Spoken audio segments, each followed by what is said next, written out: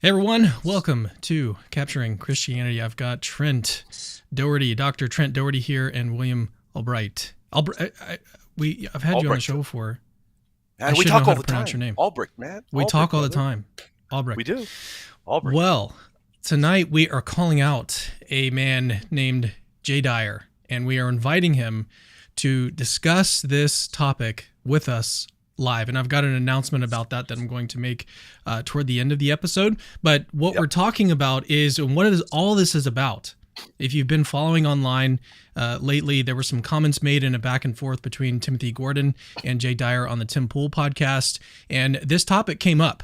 Do Christians and Muslims worship the same God? There are some statements in the Vatican II that basically amount to an affirmative answer to this question. And so people have been talking about this. It's become sort of a hot topic lately. And Jay has been posting a lot of his thoughts on this as well, but he's coming from the negative side of things. So he, as an Orthodox Christian, he thinks that Muslims and Christians do not worship the same God. He's been giving arguments for his views. He apparently has in his possession some church councils, some Catholic councils that have ostensibly or allegedly rejected the view.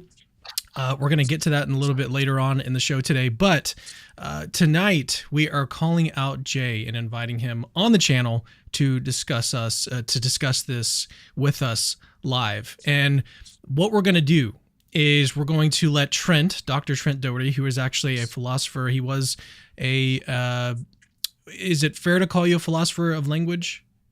I was a licensed philosopher of language. Yes. There you go. My most, yeah, I attended in my specialty, my dissertation was in the philosophy of language and as it applied to epistemology. And my half of my dissertation committee was in the linguistics department and half was in the philosophy department. So, and I taught Well, the reason why I bring that up, sorry, go finish your thought. I just going to say I taught philosophy of language at the undergraduate and graduate level. I taught PhD candidates philosophy of language, taught undergrads philosophy of language, published in the philosophy of language. And I say, my application of that isn't that, and therefore I know so much, but it's like, and nobody ever had a theory according to which the answer to this question would be no. I mean, it's just, what's wild? What is wild is that there are so many people. I mean, I even posted this on my YouTube community tab, and I was giving a sort of short defense of an affirmative answer to this question. They do worship the same God. There's just one side is mistaken. You can still refer to the same thing, and one side can be mistaken about the true nature of that thing, the referent. So I gave a little defense of that, and the comments were pretty wild. Like there was so many people disagreeing, and I even posted a poll. I don't know if you guys saw that. I posted a poll with thousands of responses where 85% of people, and I'm sure that included Catholics, 85% of people answered no, that they don't worship the same God. It is wild stuff. So this is like, I don't know where this came from. I don't know why people are holding this view. But the reason why I've theory about that. Okay, good. But the reason why I've brought Trent on is because philosophy of language is sort of wrapped up in this question. You guys are going to see why that's the case, as Trent starts to lay out his view. But then I wanted to just mention later on in the stream, if you stick around with us and you want to watch, William is going to lay out some Eastern Orthodox sources that are going to surprise you guys, and it's going to be a very, very informative show, very informative night. So I want you guys to stick around, and then toward the end of the show, I'm going to make an announcement. Okay, a big, very big announcement. You want to stick around for that too. So Trent, let's get into your views on why do you, as a philosopher of language, someone who is very informed on this, why do you answer this question in the affirmative? Don't you know that Muslims think that God is not a Trinity? Don't you know that, Trent? Man, I probably should have read something about Islam before coming on this show because you just blew my mind. Um, so one thing that I want to make clear is that I'm not applying my view to anything. It's not like I've got a view on this, and according to my view, the answer to the question is yes, Christians and Muslims worship the same God. It's that there's no extant view of reference such that the answer is no. There doesn't even like I mean, so maybe in the super chat somebody can come up with something very very rare or something, but uh it's going to be something really really weird. So um in mainline philosophy of language, when the way that names stick and the way that descriptions end up referring um, is something that the analytic philosophers in the early 20th century were super interested in. So like so in 1905, Russell wrote a very famous essay called on denoting, and Russell was super stoked about his new mathematical logic. And so if anybody's ever had predicate logic, then that's what we're talking about, because Russell really Bertrand Russell and Alfred North Whitehead published a work called Principia Mathematica, and it that laid out the mathematical logic, the predicate logic that people know today in their undergrad courses. And and so they took that tool and they applied it to lots of really interesting, odd cases. So one way that so take non-referring phrases. So the famous example, the textbook example, is a phrase like "the present king of France is bald." So take that statement: "The present king of France is bald." Well, that phrase, the subject phrase, "the present king of France," is non-referring. There is no present king of France. So Russell says, "Oh, look at my theory makes this shows why this is false, because that sentence transcribes into there is an X such that X is the present king of France and X is bald." And conjunction being truth functional is true only if both conjuncts are true. The first conjunct is false, therefore the conjunction is false. Therefore, I, Bertrand Russell, have rendered lucid why the statement "the present king of France" is false.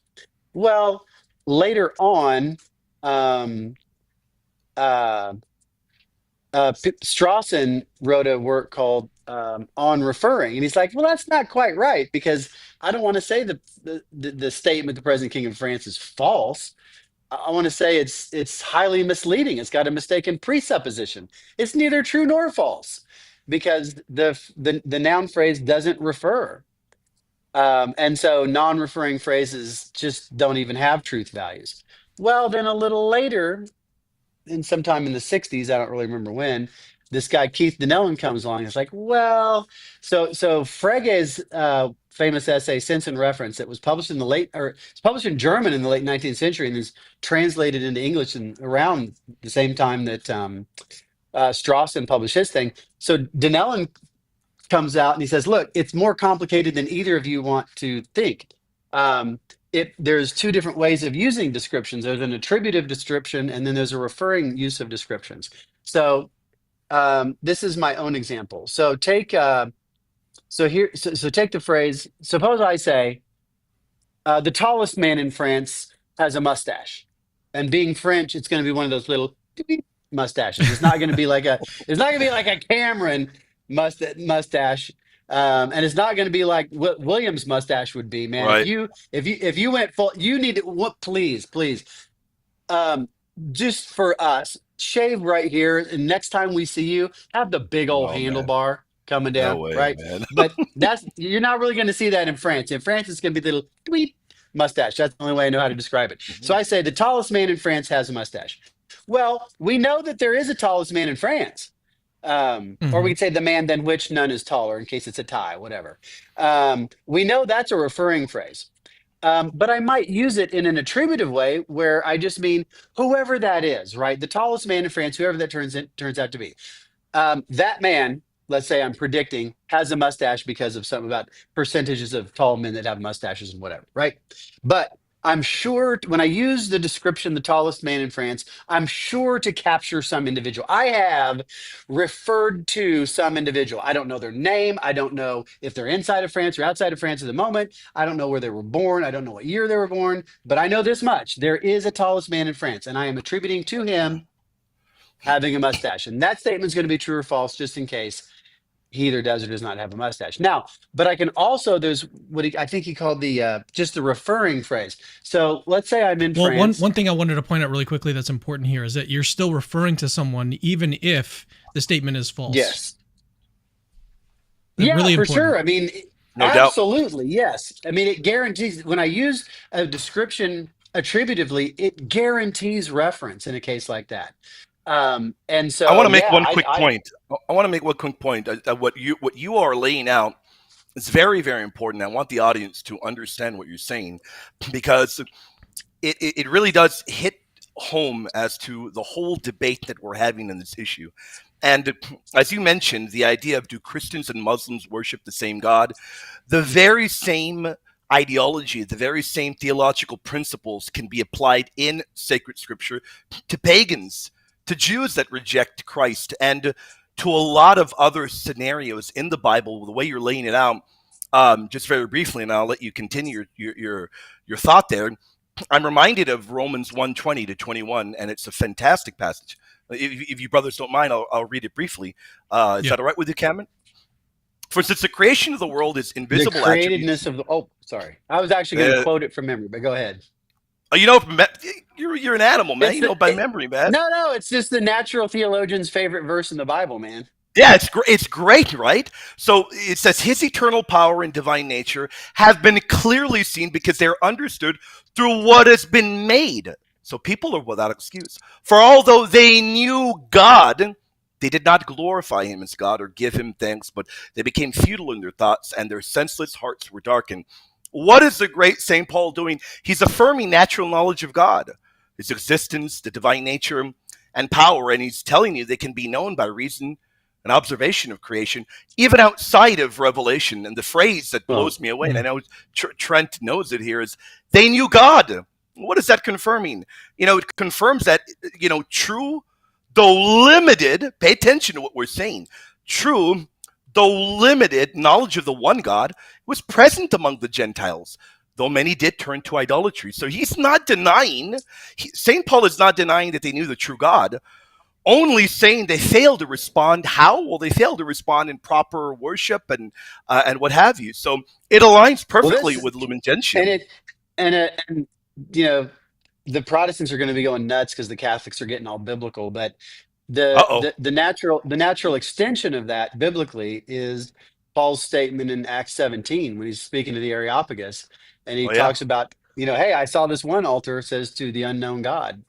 And that's similar to Denellan's, attributive sense. It's like there is a God out there we don't know, and the things that they knew about. And even talks about God being the ground of being. He quotes Epimenides, Anaximander. He quotes a couple There of you go. different Greek philosophers there, and he's the one that in whom and we have our being.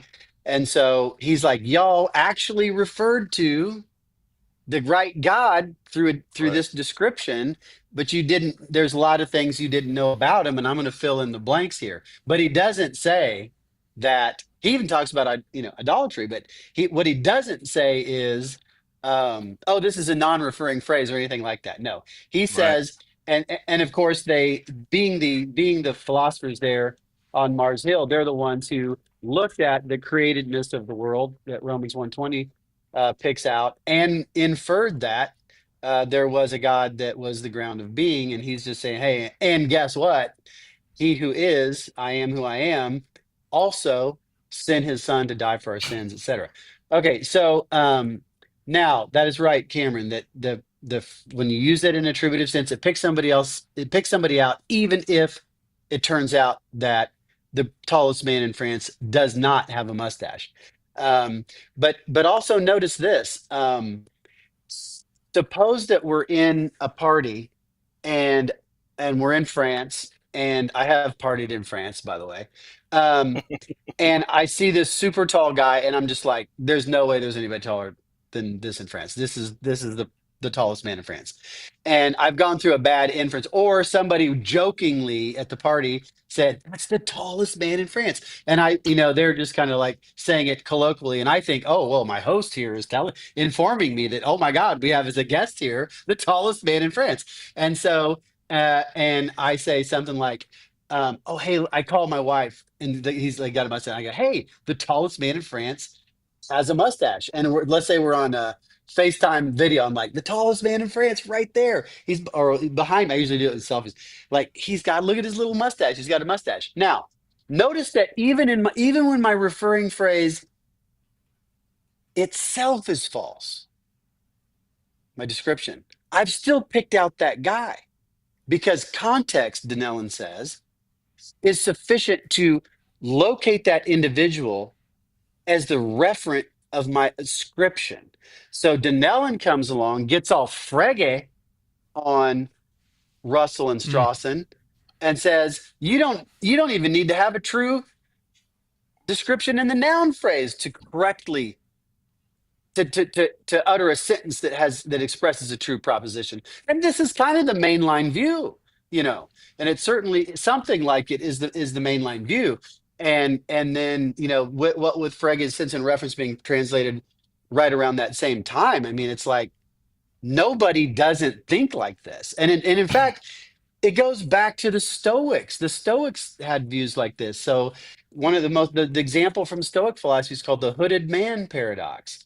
And I think it's somebody's brother where they're out somewhere and this man is in a cloak and his cloak is covering he's shrouding him. And this is really sus to this guy. And he's like, man, I wouldn't trust that guy. That guy, nobody goes around in a cloak like that. It's worthy of trust. That person, do not trust him. But unbeknownst to him, it's his brother whom he considers to be the most trustworthy man he knows. And so they're like, well, does he think that person is trustworthy or does he not? He attributes contradictory predicates to one and the same guy, So, but it's still the same guy that he's referring to. And that was one of the medievals referred to that distinction as de dicto reference and de re reference to the thing versus reference under a description, which is a precursor to Frege's sense and reference and Denellen's referential use of descriptions and his attributive use of descriptions. And I think that's exactly what's going on in Romans 1:20. I think it's exactly what's going on in Acts 17.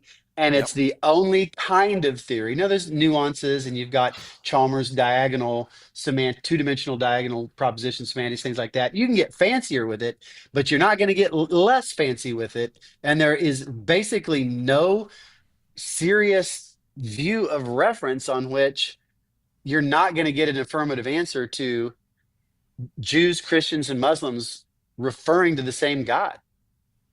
So let's go through some super chats. Yeah, super chat. This one's saying, thank you guys for covering this. This is a topic that I struggle with. God bless. So thank you for sending that in, Agro Monk. And then Ethan has a super chat, and I think he's just trying to raise an objection here with Scripture. No one who denies the Son has the Father. Whoever confesses the Son has the Father also. 1 John 2:23. Okay, so how about I want to take the first super chat and William takes the second super chat. So it hurts me, it pains me, it hurts my heart that people think this is an issue to struggle about. It really does. Guys, this is nothing to struggle about. Nothing of any consequence follows from the fact that Jews and Christians and Muslims are referring to the same being, because we disagree deeply about some of the most important things we attribute to that being. Okay, so in fact, notice this, that if we aren't referring to the same being, then we're not even disagreeing. Okay, so I've got a couple of people that work for me named Jesus, and one of them is a pretty hardcore alcoholic, and his wife is constantly calling me to find out where he is, or tell me he's not showing up to work, or telling me to give his pay to her. And so I have a contact in my phone that says, when you look at it, it says Jesus's wife. Okay, so like if somebody said, Jesus doesn't have a wife. We're not disagreeing, right? Because we ain't talking about the same Jesus, right? So we're not even disagreeing because we're not even remotely referring to the same being. But I mean, you're going to say that Muslims and Christians don't disagree about God's attributes when we say God is perfectly loving and Muslims don't. We're not disagreeing. They're just okay, fine. Then we're not. That's just a silly view to think that we're not disagreeing. Of course, we're disagreeing. Of course, we're disagreeing. And I can talk a little bit more about semantics and how names and descriptions pick up their reference that make it obvious that we're referring to the same being, the main part of which being that Muhammad was literally reading the Old and New Testaments and saying, okay, these guys, because remember, we're people of the book according to the Quran, right? I've read the Yep. Quran page, cover to cover. And there's a lot of true good stuff in there. And it's very very clear that he was reading Jewish and Christian sources and interacting with them and trying to revise and extend them. Now, he got it really wrong. Yeah. But when he says Jesus did not actually die on the cross, he swooned, he's talking about the same Jesus. We disagree. I Yep. believe that Jesus died fully on the cross. Muslims think that he just appeared but this is not like he's talking about Jesus, my gardener. Okay? We disagree, and we disagree only if we are referring to the same being. Take it away, William. Yeah. Want to take the next super Any, chat, any, any brother? thoughts? Any thoughts on that though, William? Before we Oh no, before we move to I completely agree. I completely agree. Yeah, I yeah, agree with everything. You disagree. Yeah, no, not at all. Not at all. I'm No glad pun that intended. Trent he did emphasize that Muhammad got a whole lot wrong. I'm glad he did emphasize that. Let me touch upon what Ethan says. Ethan says, let me see if I can get He it. quotes 1 John 2:23. Yeah, no one who denies the Son has the Father. Whoever confesses the Son has the Father also. Yeah, no doubt. So let's lay it out for you. By the way, Ethan, thank you for your support. Capturing Christianity is a phenomenal platform. Thank you for supporting your Yeah. brother's platform. Thank you so much for that. And anybody else, if you all are able to, please send super chats. God bless you all. Now, this is a great point he brings up. I do not know if he's trying to offer pushback or what. So let me just lay it out generally. What do we have here in 1 John chapter 2, verse 23? This is a phenomenal Christological and a salvific truth. So I've got the text here in front of me. Before that and after that, you have very clear teaching from John here, talking about saving knowledge, but not only that, but the union of covenant that we have with God. The one thing that I've emphasized very often in backstage when Trent and myself were talking, and just talking about this whole topic, the one thing that really is important here, and even if you say, well, you know what, William and Trent, I don't know a lot about philosophy, whatever, that's fine. You need to know the basics of metaphysics, even if it's just basics, metaphysics 101 basics, because that helps out a whole lot when we're talking about how different religions use the word God. So right here, when we talk about here, we're talking about Muslims, Christians, Jews worshiping the same God. We're laying out that Christians, Jews, and Muslims all refer to the creator of the universe, as Trent just mentioned right now. Muhammad did the same, even though he got a whole lot wrong. He mentioned the same in regards to the God of Abraham, even though he got a lot wrong. He's referring to the God of Abraham, the one who revealed himself to Moses. And that is the object of their worship, although they get a lot wrong. They worship God in a they view God as unipersonal, not as a trinity. They get a lot wrong. But philosophically, this really is a matter of, and you can correct me if this is the wrong term, but cognitive reference. They're trying to speak of the same being, the uncreated, eternal, omnipotent source of all, but we know that they get certain things wrong. In terms of the relationship to God, we disagree a lot. And we say only Christians recognize and properly enter into a saving relationship with God, because we have the full revelation, what we call divine revelation of God, which is in sacred scripture, sacred tradition. And that's what 1 John 2 is affirming. Saving knowledge of the Father only comes to the Son. But you gather the very same thing when you read the documents of Vatican II. Lumen Gentium, Nostra Aetate, you gather the very same thing. And you gather the same thing from the early fathers as well. You've got to read the documents, don't just quote snipe them. read them, and you'll see that they're clearly reflecting the recognition of the same referent, the God of Abraham. Even though, as Pope St. John Paul II and many popes have noted, Islam lacks the fullness of revelation that is found in Christ. That is why we've got to evangelize. But this very same these theological notions, as we'll see in a moment, you can gather them officially from Eastern Orthodoxy. It's not only us teaching it. I hear over and over, man, you know what? You guys got this teaching in Vatican II. It's a non-negotiable. I'm going to go Eastern Orthodox. Well, good luck to you, man. Your patriarchs throughout history have taught the same thing. And Gregory of Palamas, as we'll look on later, taught the very same thing. And no, there are no quotes out there that cancel out the stuff that we are aware of.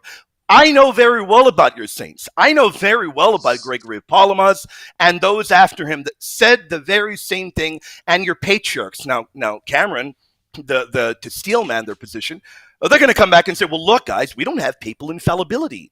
You know, we don't have to follow every jot and tittle that our local bishop says. But these are patriarchs. I've seen a comment from Jay saying that he just doesn't care. Like he just...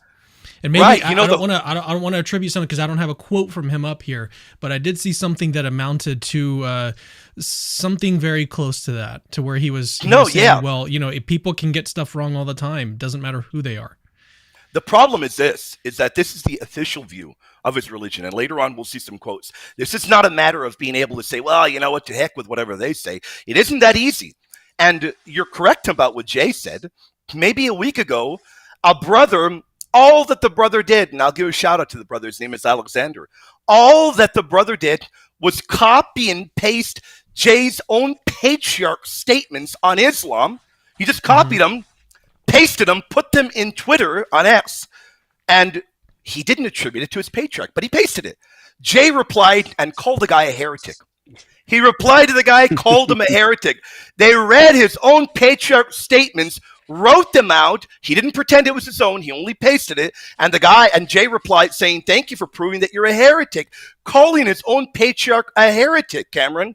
Now, we are in dangerous and murky grounds when you can toss aside everyone that is an authority in your religion, bishops, patriarchs, priests, and say they're all wrong. Jay Dyer is right. Then what are you doing at that point? You're pope of your own religion? I mean, why not begin your own church at that point? I mean, you got something like protestodoxy at that point. You're pretty much your own authority. Your patriarch is wrong. Your bishops are wrong. Why should people go to Mass on Sunday then? Just tune into Jay Dyer's stream. I've got a big issue with that, Cameron, because these are official teachings within Eastern Orthodoxy, and we'll see that in a moment. And we're going to get to that. I actually used to do the same thing with Protestants with James, where I would quote James to people and not tell them it was out of the Bible, and they would tell me I believed in work salvation. I'm like, all you did is copy James 2:24. That's all you did, right? Yeah, literally. Yeah. And then I got accused of teaching work salvation, and then I put the reference in the first comment. Right? Yeah, unbelievable. All right, Squat Racka comment says, you guys might want to clarify the prompt. Many in the chat are seething because they misunderstand the proposition. God bless. So this video is titled Calling Out Jay Dyer. And what we're calling him out on are his comments related to whether or not Christians and Muslims worship the same God. Okay, I've got an announcement. I'm going to make an announcement toward the end of the stream about this topic. But that's what we're talking about tonight. That's what we're doing. We've already gone through the semantic theory that Trent laid out a little bit earlier. We're going to turn to some slides that William has prepared for us from the Eastern Orthodox patriarchs and their own sources that contradict what we've seen from these Orthodox apologists. So we're going to get to that in just a minute, but that's what we're talking about tonight, especially if you guys are just joining. So let's get through a few more super chats and then we'll turn it over to William, unless Trent has anything else to add before we do that. Dun64 says, just to simplify, St. John of Damascus called Islam a Christian heresy, and we know that invincible ignorance is excused by God, so therefore sincere Muslims are just trying to do what we know the actual way to do. Any comments or thoughts on Well, on that one. it's the syntax kind of goes a little rough, I think, on the end. Is that the in the icon? Is That's that me. no? Is It that is Clint me. Eastwood? It's my face No, on are Clint you Eastwood. serious? I'm not joking. I'm Oh, not joking. okay. Well, I was a little confused there. It Oh, also, to me, that's so small. It a little bit looks like Father Guido Sargucci from early Saturday Night Live. There's a reference for the Gen Xers out there. Um, I did want to just go back to that you last one guys, just for a man. second and say, how could anybody first of all, how could anybody be confused about what the proposition is? I mean, it's a Right. very simple question, yes or no question. This other guy who I've never heard of before, I take it, he obviously believes the answer is no, and we believe it's yes. So, what in the world are people seething about? Yep. It really is curious to me. And after, I just want to Yeah. make sure we come back after William goes through his great slides to come back to the question. I want to talk about why people get triggered about this and Yep. why 80% of people in that poll think they need to answer that way. Yeah. If you don't And mind, I'll what touch Yeah. upon They do need to Damascene address whenever that. he's done talking. Whenever he's done talking, I'll talk about what Dun 64 says about Damascene.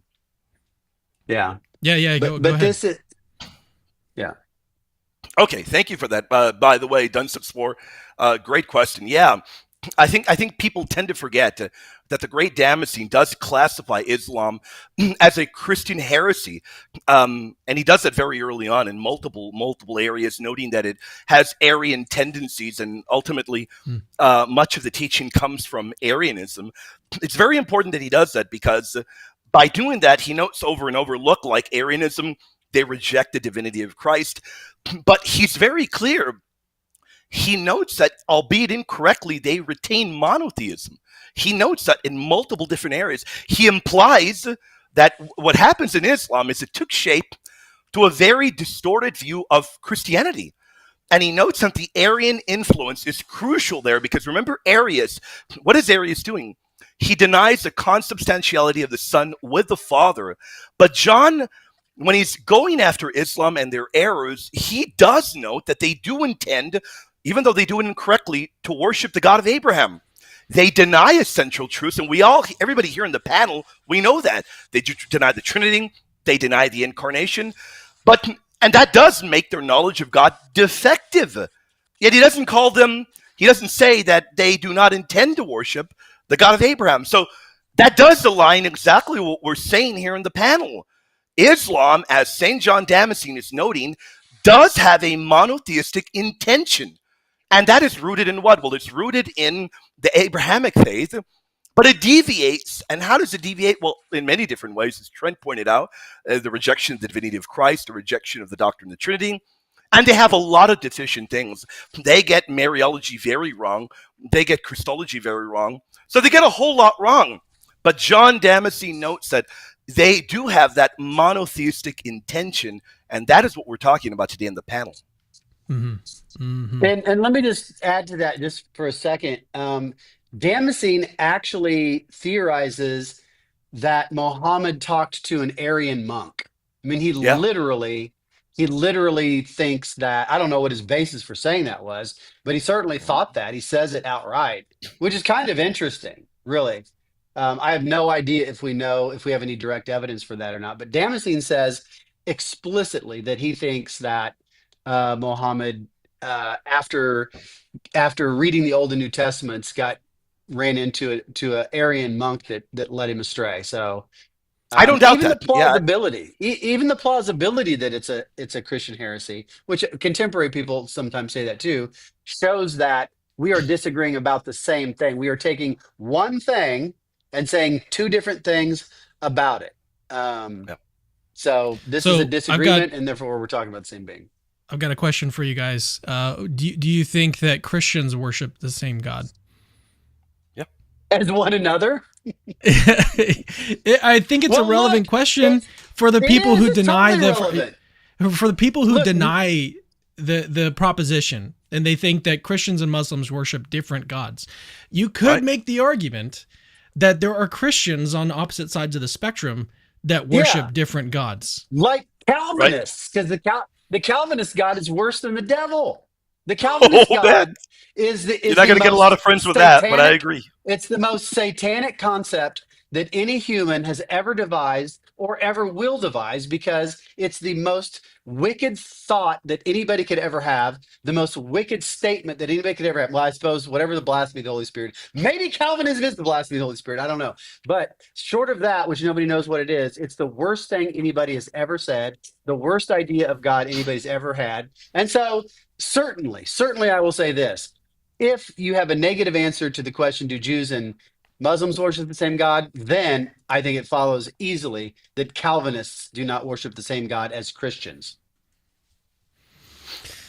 You're not going to Man, get a all lot right. of Calvinists on your side, man. You got I enemies. don't want And Calvinists on my side. I don't want by, them by on the my side. way, to be very clear, I agree with everything that the brother said. I agree with everything that he said in terms of Calvinism. So there you go, man. All I right, just let's figured there's no need. There's no need for me to be misunderstood. Yeah, I barely we're met getting Trent, but I love him already, man. I love him already, man. yes. I told you. Okay, so I love the guy. we're getting a whole lot of super chats sent in. So I think we're actually going to run through all Great. of these questions. All of these super chats Do that are it. being sent Yeah. in are relevant to the topic. They're Let's do hard it, hitting. man. Good. Some of them are objections to our views. So it's all Can very we very make good the stuff. font bigger? I'm Uh, 54 years old. I'm gonna have to go get my that's why readers.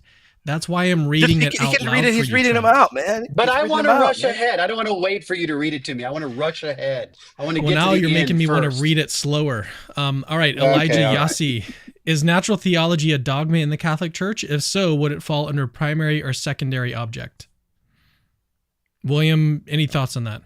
I'll pass What? it over to you It's a, first.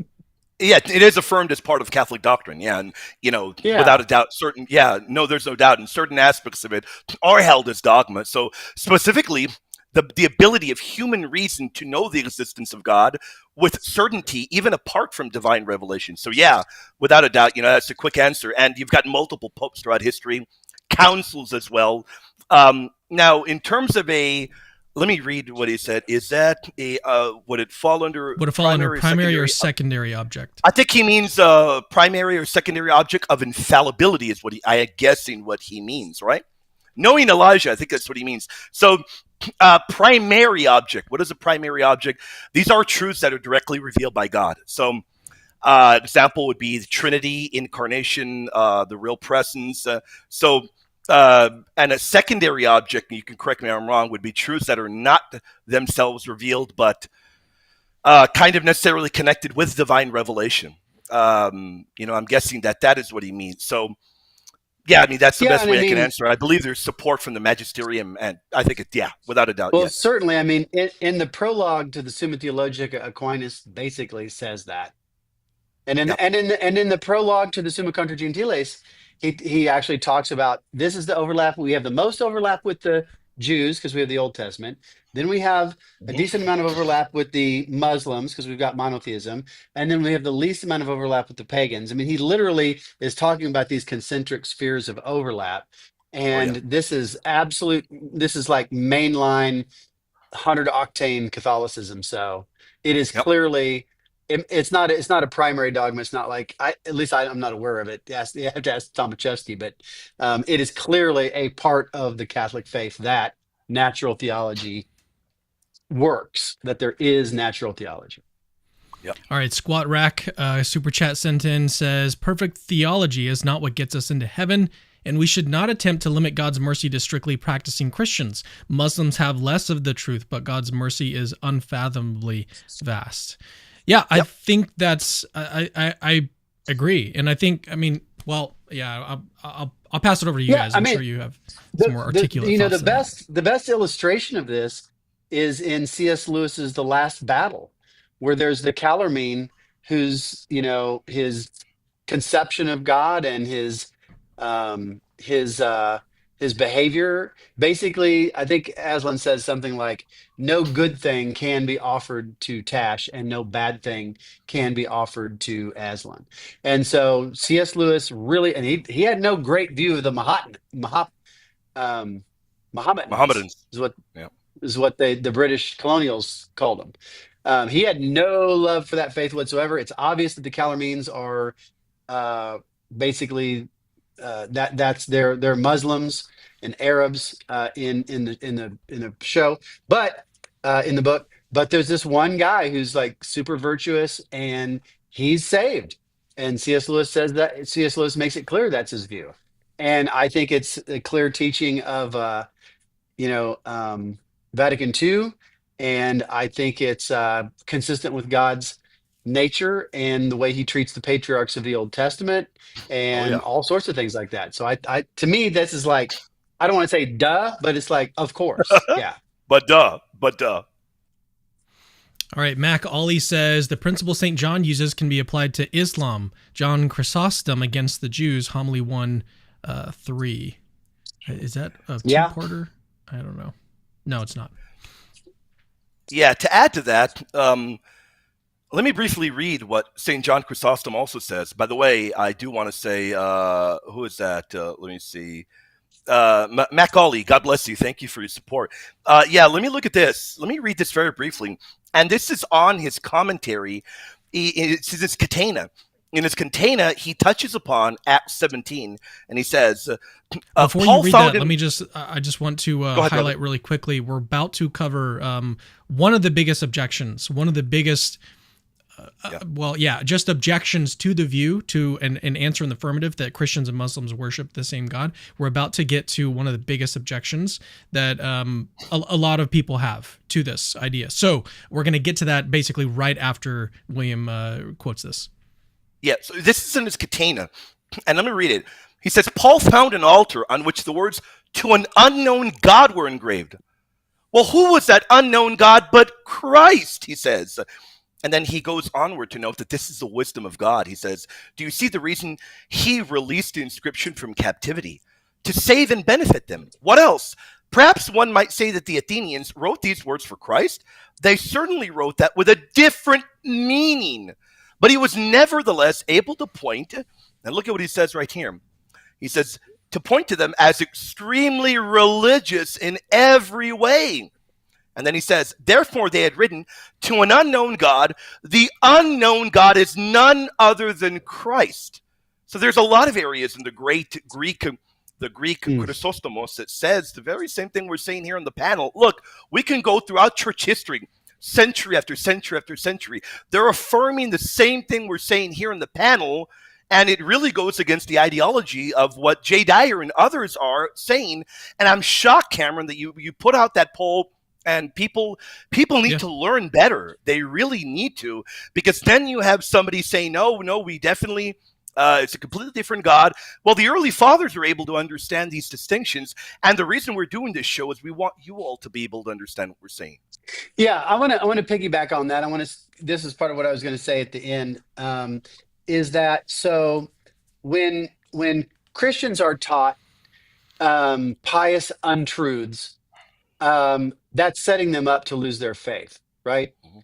And so many evangelicals I knew were taught obviously false things that were taught because they sounded pious, and then they went to college and they found out that those things were false. Yep.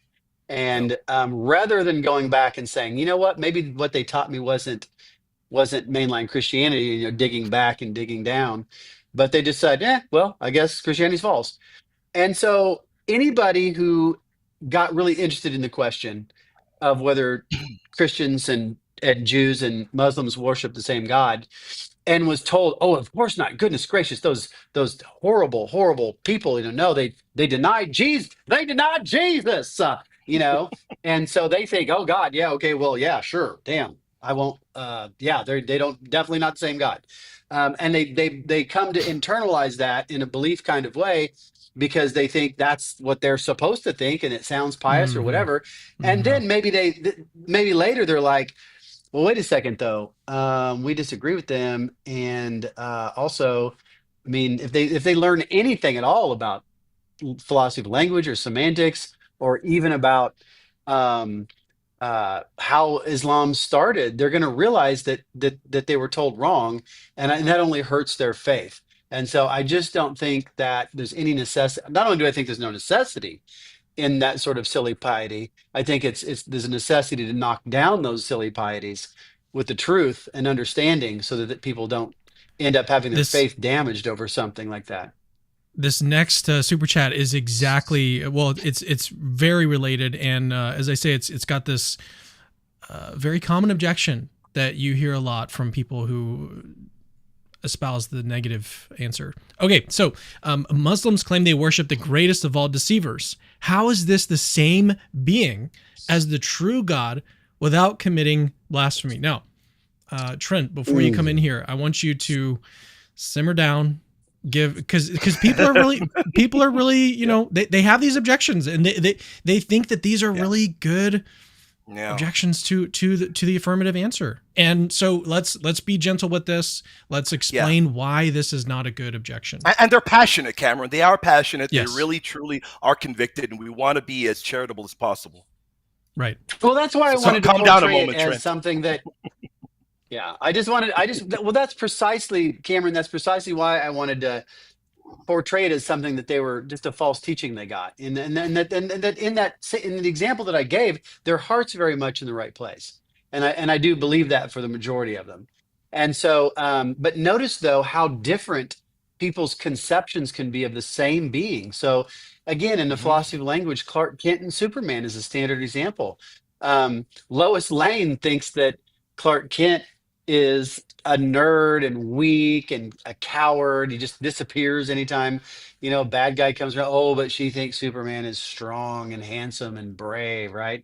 You couldn't have a different view, a farther apart view of somebody, but it's the same person. She didn't realize it because her conceptions of him, as Frege would say, she knows him through two different guises.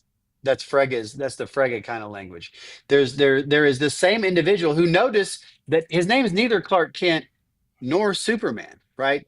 His name was Rael or something like that. Does anybody remember? Somebody super chat us on what Superman's are looking. Kal-El, right? That's his real name. Okay. And so Lois Lane knows Kal-El through two guises: the Clark Kent guise and the Superman guise.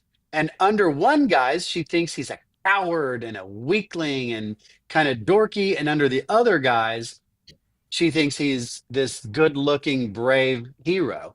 But they refer to the same being.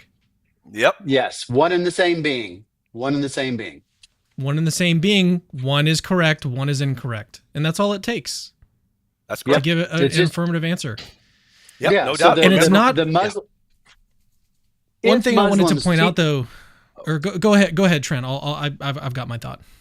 Well, I just wanted to just put it in, put the last little bit, the cherry on top, that if indeed that's something that Muslims teach, and I don't think there's all that great an argument that they take that literally, then you would just say, yeah, they know God under a guise that is incredibly, incredibly deceiving, just like the Clark Kent guise of Kal-El is incredibly, incredibly deceiving. Because notice, Clark Kent's intending to deceive, isn't he? He thinks it's not a good idea if everybody knows that he's Superman. So Clark Kent is intending to deceive. And Lois Lane is in fact terribly deceived about Clark Kent.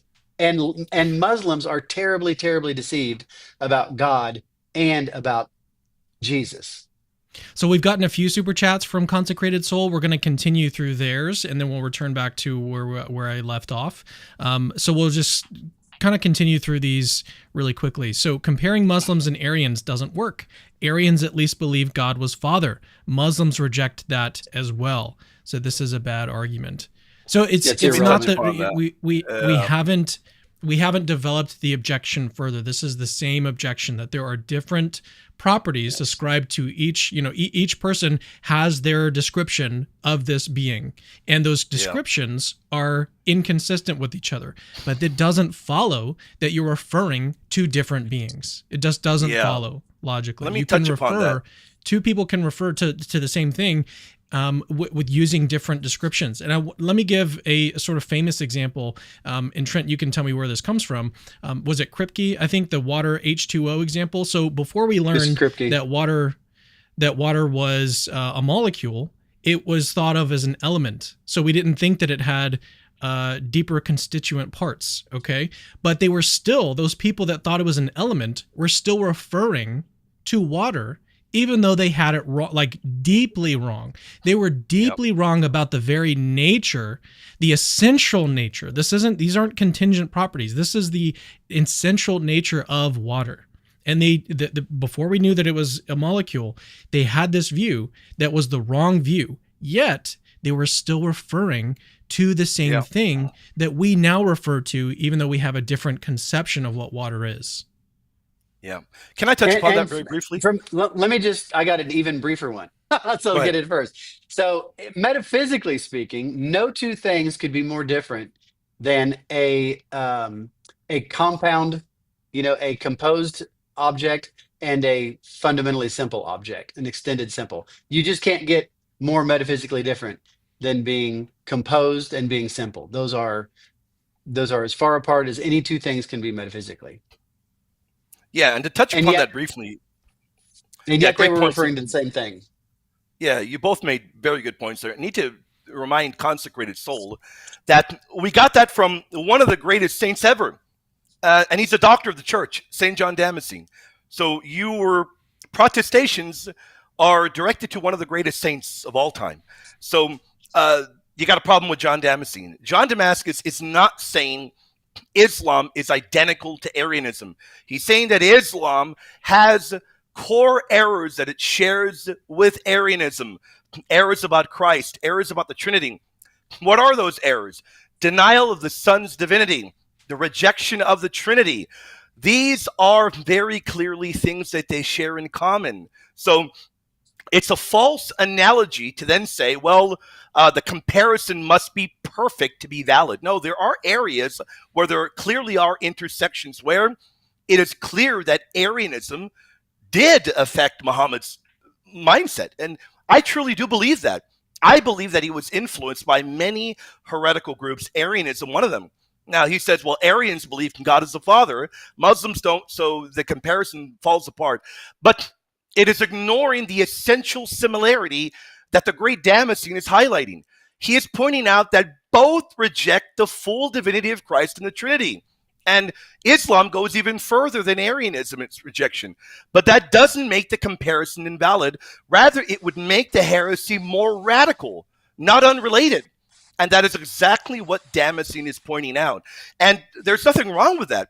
If we look in early history, many early fathers, Augustine, Chrysostom, the Cappadocians, when they're refuting Eunomius and many other heresies, they often use the heresies as showing that they come from a theological family. They do that very often. And Islam fits the Arian type heresy. Monotheistic, although they are incorrect in the way they worship. Jesus is not God, and the Holy Spirit is not divine. So remember, we know Muslims do not use the term Father in the same way, but it doesn't disqualify the comparison. It just highlights the depth of their Christological error. Mm-hmm. We got one more super chat from Consecrated Soul.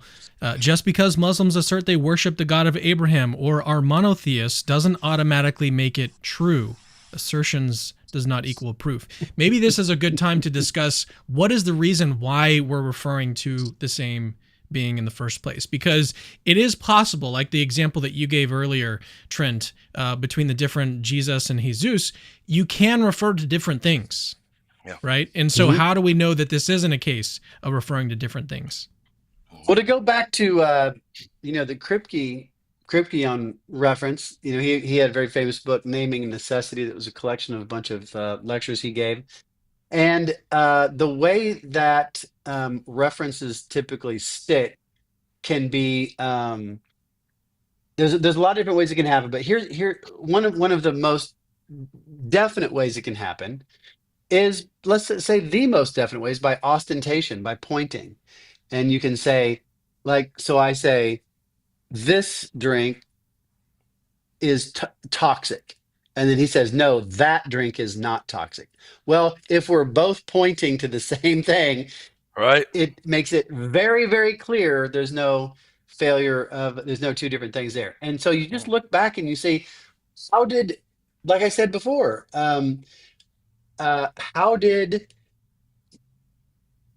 how did Allah end up writing his big book, right? Did he just like randomly have these thoughts? No, he was directly interacting with the Old and New Testaments.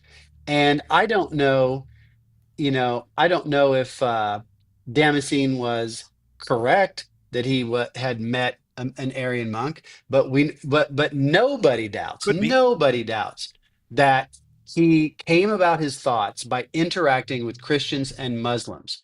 So Yeah.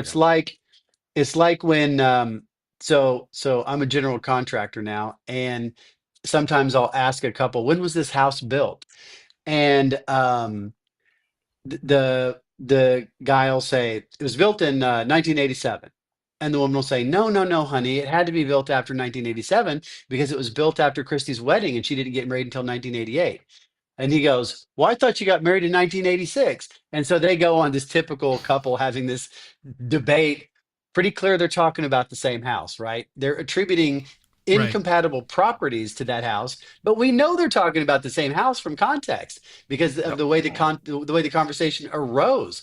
Well, the whole way that the conversation of Islam arose was in a context of Middle Eastern discussion of ideas interacting with um, uh, Jews and Christians. And he heard their ideas and he said, no, I don't think that's quite right. I think Jesus actually didn't die on the cross for whatever reason. And I don't think that God is really a father.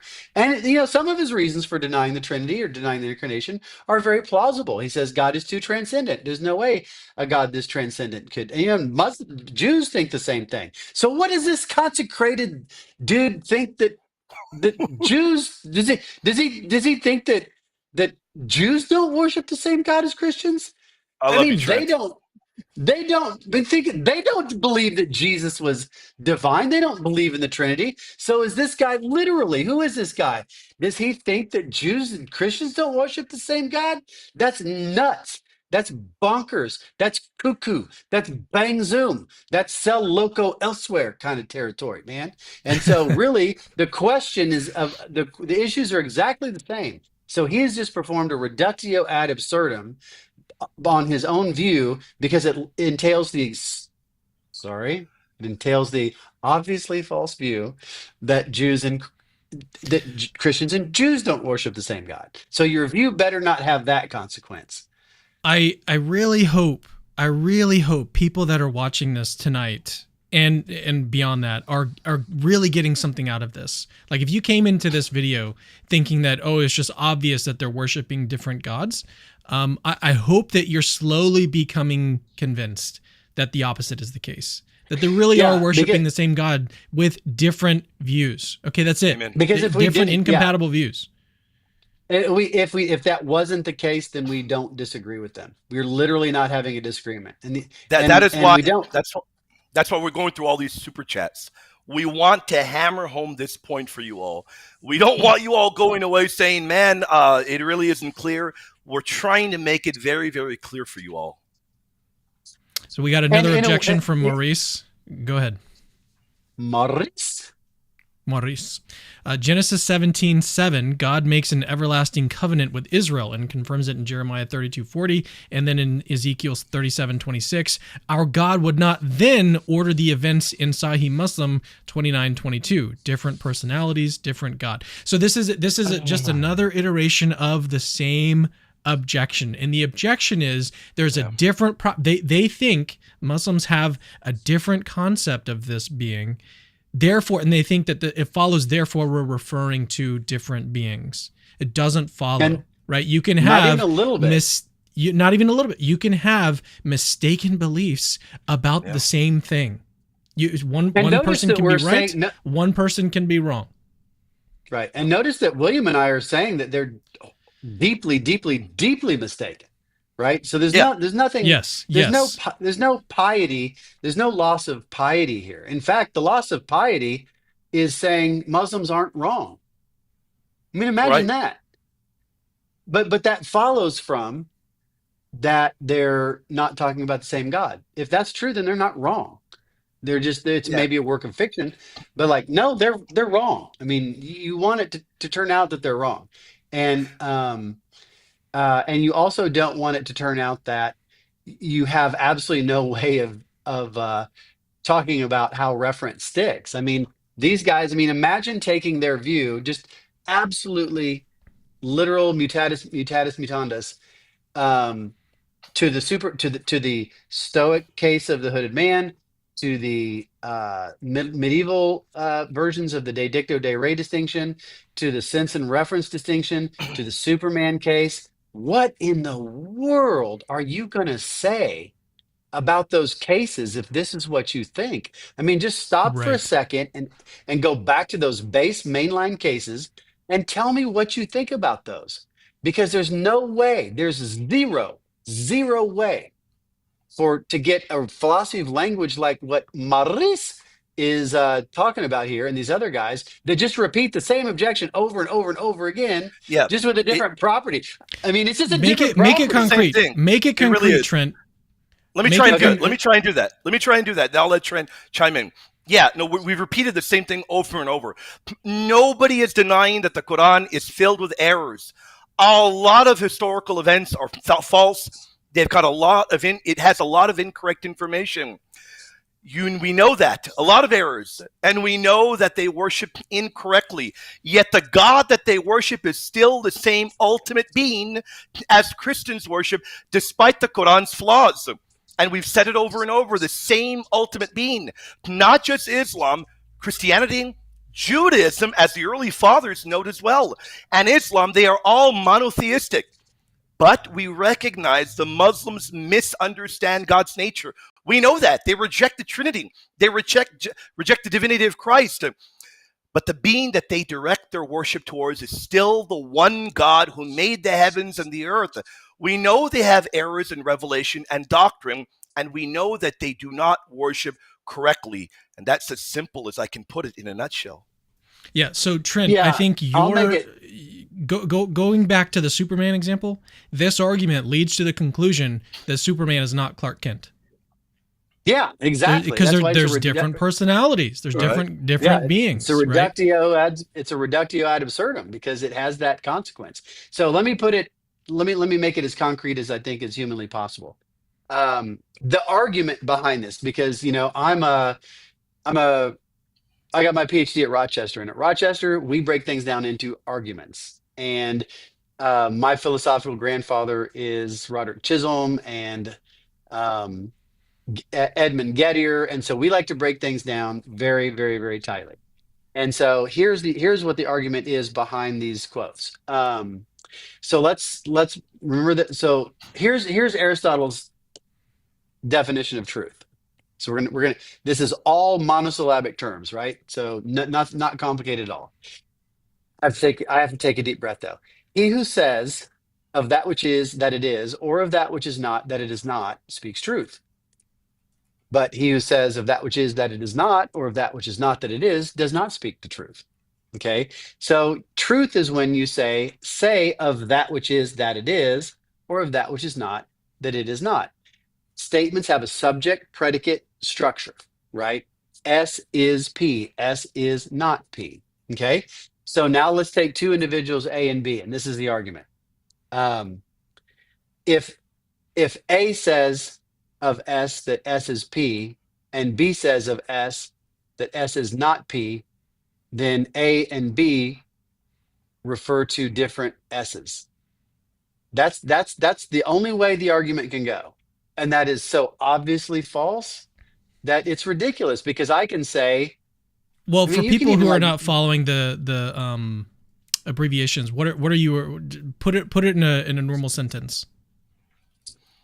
you could say, so or let me work towards putting it in a normal sentence by getting a little less abstract.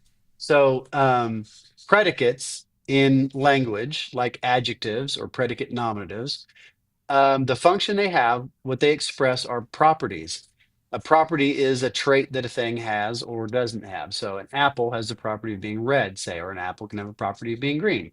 And when I use the predicate is green, I am saying that this apple has the property expressed by that predicate, right? So if I say the apple is green, I'm saying of this thing, the apple, that it has the property greenness. Okay. Now, it's ridiculous to say that if two people use the same noun phrase, but then attribute different predicate phrases, then the noun phrases can't refer to the same thing. I mean, that's absolutely absurd. It's like if so suppose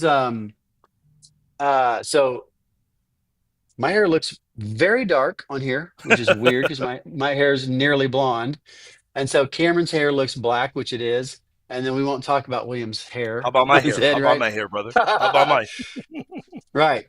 We could say something like uh Cameron's we'll say, oh, somebody could say like William's beard is thicker than Trent's, and which is you'd think is true.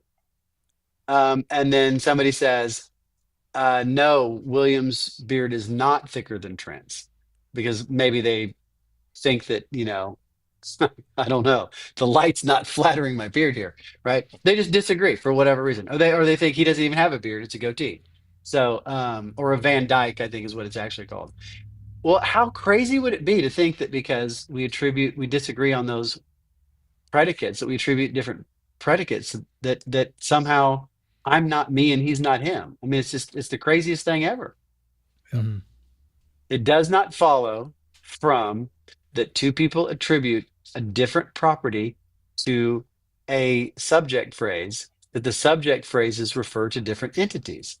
That's just silly. Doesn't follow There's no, logic. It's a Does not follow at all. non sequitur, as it's a the terrible philosophers non say. sequitur. And like I said, that you could do and it doesn't matter that you keep switching the predicates, right? You can, whether the Right, that's predicate exactly what's is happening. loving, You're yes.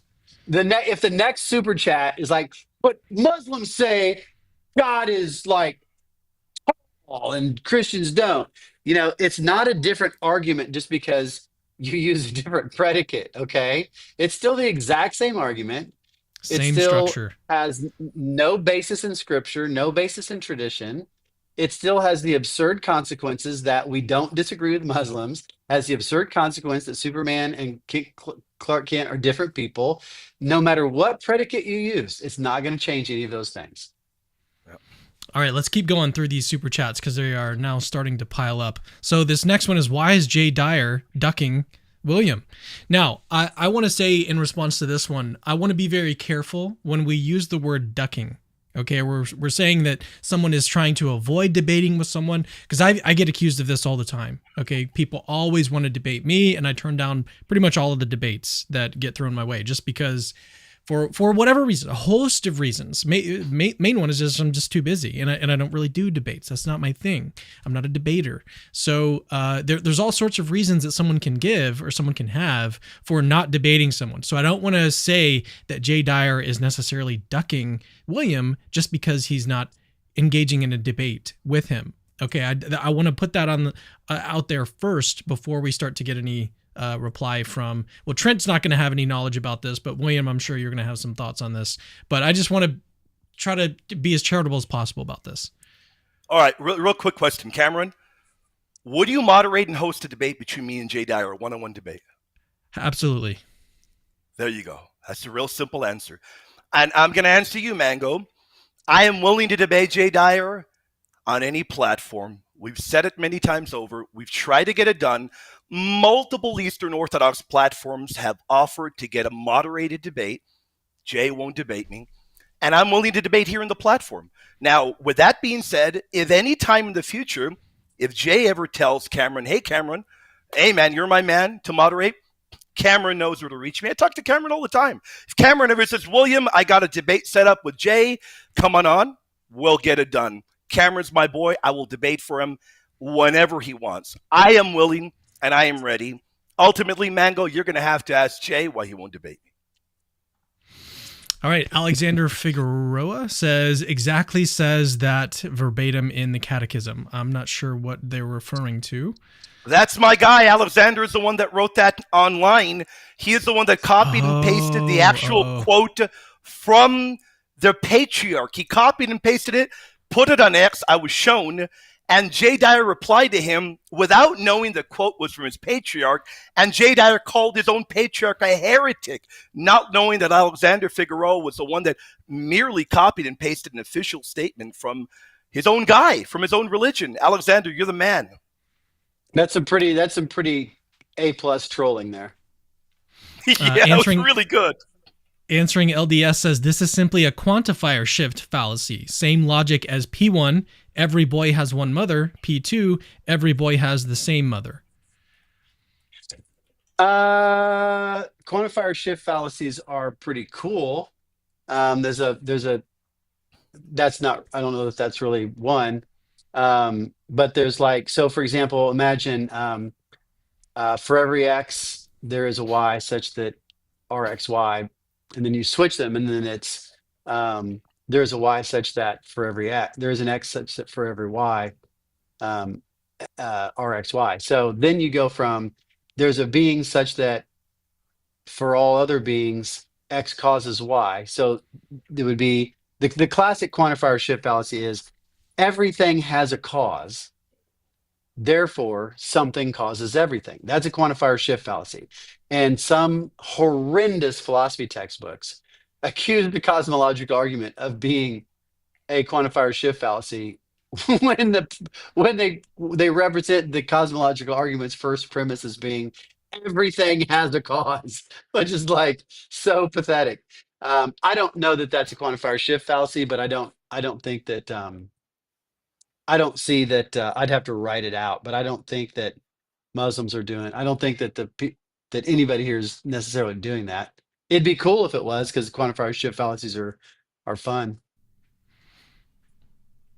All right, let's just keep going. Let's keep going through these super chats. Let's go. This one, Defeating Defeaters, says, Jay argues that Catholics who believe Muslims and Christians worship the same God, based on the idea of sense-reference distinction, are committing a quantifier shift fallacy. Is he correct? No, I just explained how the quantifier shift fallacy works. That's not how it works. And here's what you do if you want to substantiate a quantifier shift fallacy.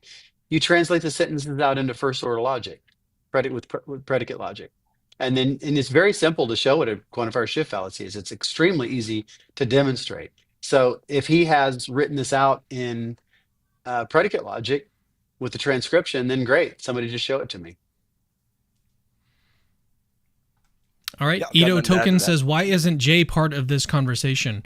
So there are some reasons, but we're going to, I am going to make an announcement toward the end of the stream that you guys are going to want to stick around for. So yes, just stay tuned. Let's move on. So Triet Tran says, Theosophy, Luciferian, and many Gnostic religions believe Satan is the true Lord that liberated humanity from Yahweh, and Satan is the highest good. Not exactly sure. Okay. No, well, they're directing their worship to Satan. They're directly relating that they worship Satan there. If they're saying that they believe Satan is the Lord and he's liberated humanity and what have you. And I know some people that fall along those lines. I can tell you right now, I am working on a series for my channel on a phenomenon in Latin countries where there are people that do worship Satan. They do, which is mind-boggling. Now, I know all around the world there is that kind of phenomenon, but I'm just shocked when I see an actual gigantic statue of Satan erected.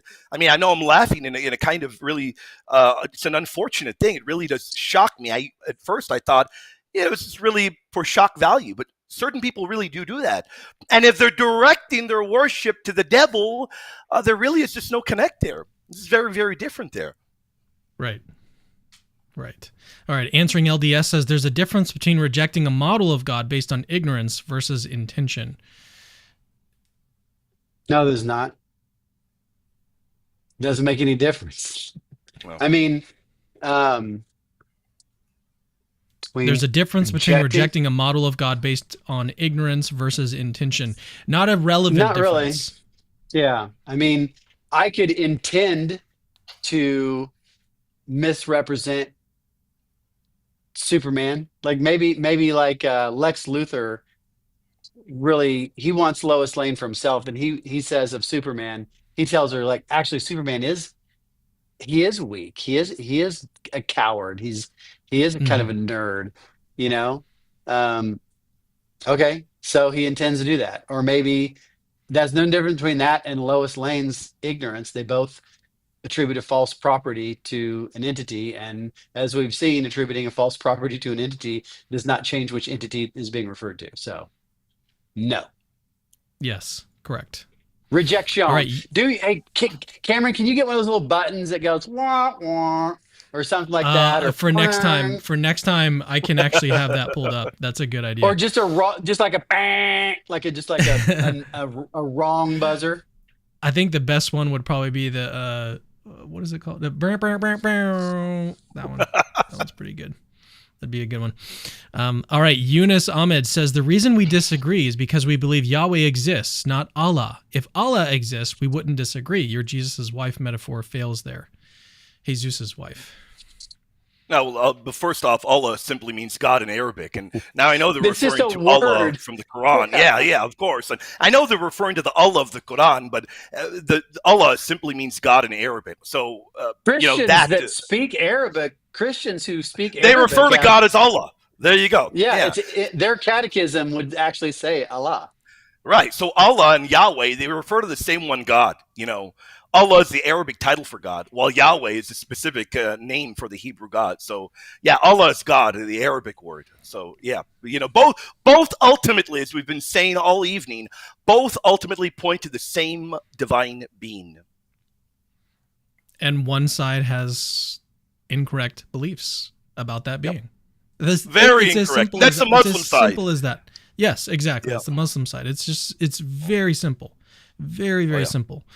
Consecrated Soul has sent in some more super chats, so let's get to his. We'll see if he's got a new form of argument. If Satanists all of a sudden claim that they worship the God of Abraham, will you both say they worship the same being as the true God? They wouldn't be Satanists. He's getting all dramatic with his Kyrie eleison. For those of you who don't know liturgical Greek, Kyrie eleison means Lord have mercy. So Consecrated Soul is getting really worried about us now. First of all, I'm worried about him. If Satanists all of a sudden claim that they worship the God of Abraham, we're starting out with them being Satanists. And so how did they get? How did they get to ex hypothesis? They're Satanists. How did they get to be Satanists? I mean, he's got to tell me a story of how they became Satanists. I mean, presumably they read the Bible and they're like, okay, this guy here, this character, Lucifer, I like that guy. I'm with that guy.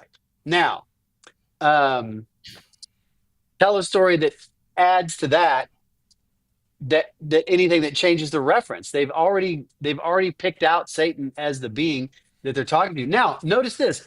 They could attribute okay, this is actually a pretty good one. So notice that that in virtue of becoming Satanists in the first place, they have picked out Lucifer as the being that they are, talking about. Then if they add to that, they're adding their predicates to Lucifer. And if one of them becomes, I can't even freaking read it. What does it say?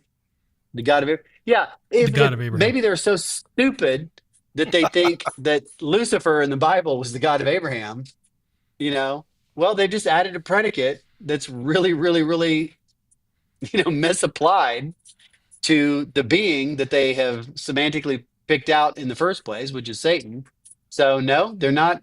They're deeply, deeply confused, even more than they were before. But it doesn't change the reference. It doesn't change the reference because the reference sticks. Yeah, and I don't think I'm ever going to run into, maybe I don't think Cameron either, anybody in the panel, I don't think it's going to run into a Satanist that says that they worship the true God of Abraham. I've never encountered. But even if they did, my point is that even if they did, right, they would just be having a really weird view about Satan. They'd be having a pretty bad day. Yeah, because reference is fixed by context, and there's no by the very setup here. They've already started out as Satanists. So they're in a context in which the word Satan in their mouths refers to Lucifer. Right. Okay. And it can't lose that reference once it gets it. They can add predicates true or false, but once that reference gets fixed, it stays fixed. Mm-hmm. Not hard. Dun64 says the only reason I could say the thesis is wrong is that the Muslims and Jewish concept of God are not real worship at all. According to Catholicism, a better thesis maybe are referring to. So he wants to focus on the word worship as opposed to reference or referring to the same being. We are instead talking about worshiping the same being. Yeah. Well, look, the idea that Muslims don't worship Allah is hard to take seriously. But and certainly it's I won't even entertain the idea that Jews don't worship God. But suppose you got confused about what worship was, or you had a view that said they don't. Then the statement would be false, but it'd be false for an irrelevant reason, right? So the reasons that everybody's giving that they don't want it to turn out that we worship the same God is because this misplaced piety that says, oh, they're saying these terrible things. They're so terrible, they're talking about a different being, right? It's a misplaced piety. But if you thought that the concept of worship was such that whatever it was that Muslims didn't count as worship, okay, sure, then you'd have a negative answer to the question. But that reason for giving a negative answer wouldn't have anything to do with the reasons other people have been giving the negative answer. So he would be right, but it would be irrelevant. Yeah, I have nothing to add to that. All right, Squat Rock says, Cameron, you have my sympathy, brother. You're fighting an uphill battle with all the followers still lingering from your Protestant days. Keep up the fight for truth, my friend. Kyrie Ellison. That's funny. But Kyrie. Oh, sorry. Kyrie. Yeah, this is like Elazon. This is the first time I'm hearing this phrase, but this is pretty cool. Really? What? Oh, that's no, Cameron. Yes. Don't say that on the air, Cameron. Said it. You said it in mass, I bet you. You just didn't know what you were saying. Don't say that on the air, Cameron. Well, now that you've seen it can't be embarrassing. It can't be embarrassing to me because it's true. The mass that I go to is somewhat shorter than a normal mass, and so maybe there's just things that are left out. No. I meant you've had to have heard it in music before as well. That's what I meant. I bet you've heard it. Didn't you had to? And we're not talking about the '80s song. Kyrie lays upon the road that I must travel. You've heard it in music, brother. You probably just don't remember. Okay. All right, whatever. Moving on. Consecrated Soul has another one. Someone tell Dr. Trent, Jesus said to the unfaithful Jews, you are of your father, the devil, and your will is to do your father's desires. So I just told you that, Trent. Does that demolish your views? Well, first of all, notice that the subject phrase is the unfaithful Jews. Yep. This picks out a particular class of people. Also, when he said not Jews as such, and also when it says of your father, the devil, they are of the devil. That has nothing to do with what the word Yahweh means when they speak it. They're apples and oranges. So somebody could be I think Calvinists are of the devil, but I think that when they say God is, a retributive jerk, in essence, I think they're referring to God. I don't think they're referring to a different being. I just think that their views are of the devil and their statements are of the devil. Who else? Satan has to be behind Calvinism. Has to be. So I think Calvinists are of the devil. There you go. Yeah, and we focus on. But I think they refer to the same God. Yeah. Yeah, we focus on the fact that he's, as you point out, Cameron, he's accusing certain individuals, in particular here the Jewish leaders that oppose him, of pretty much following the devil's influence in their thoughts, in their words, in their actions, and you've got that all over sacred scripture. He is not saying their worship is directed towards the devil or a false god. Their worship is still directed toward the one true God, Yahweh, but similar to the hearts of other individuals, their hearts and their actions and their deeds, they align with evil. That's exactly what's being said here. And multiple times, what does our Lord do? He contrasts in the Bible true children of God, those who believe in him, with those who reject him and live in sin. So over and over, you've got these examples. They still worship Yahweh, but we know they reject his son. They reject the fullness. We've said this like 20 times. They reject the fullness of God's revelation. Nobody's denying that. I'll add one other thing. If we get the time, God willing, to look at a few fathers, the early fathers said the same thing, consecrated soul. St. Justin the Martyr, in his dialogue with Trypho, is repeating the same thing that we're saying today in the panel when referring to Trypho the Jew. You've got this by the fathers throughout all the centuries. There's nothing new in the panel from Trent, from Cameron, or for myself.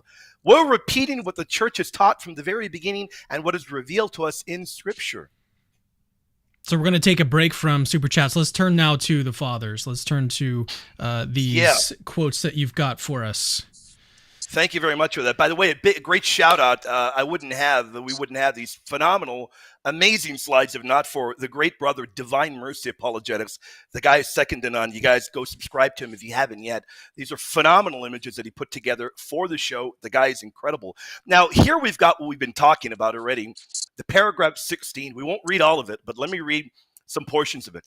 But the plan of salvation also includes those who acknowledge the Creator.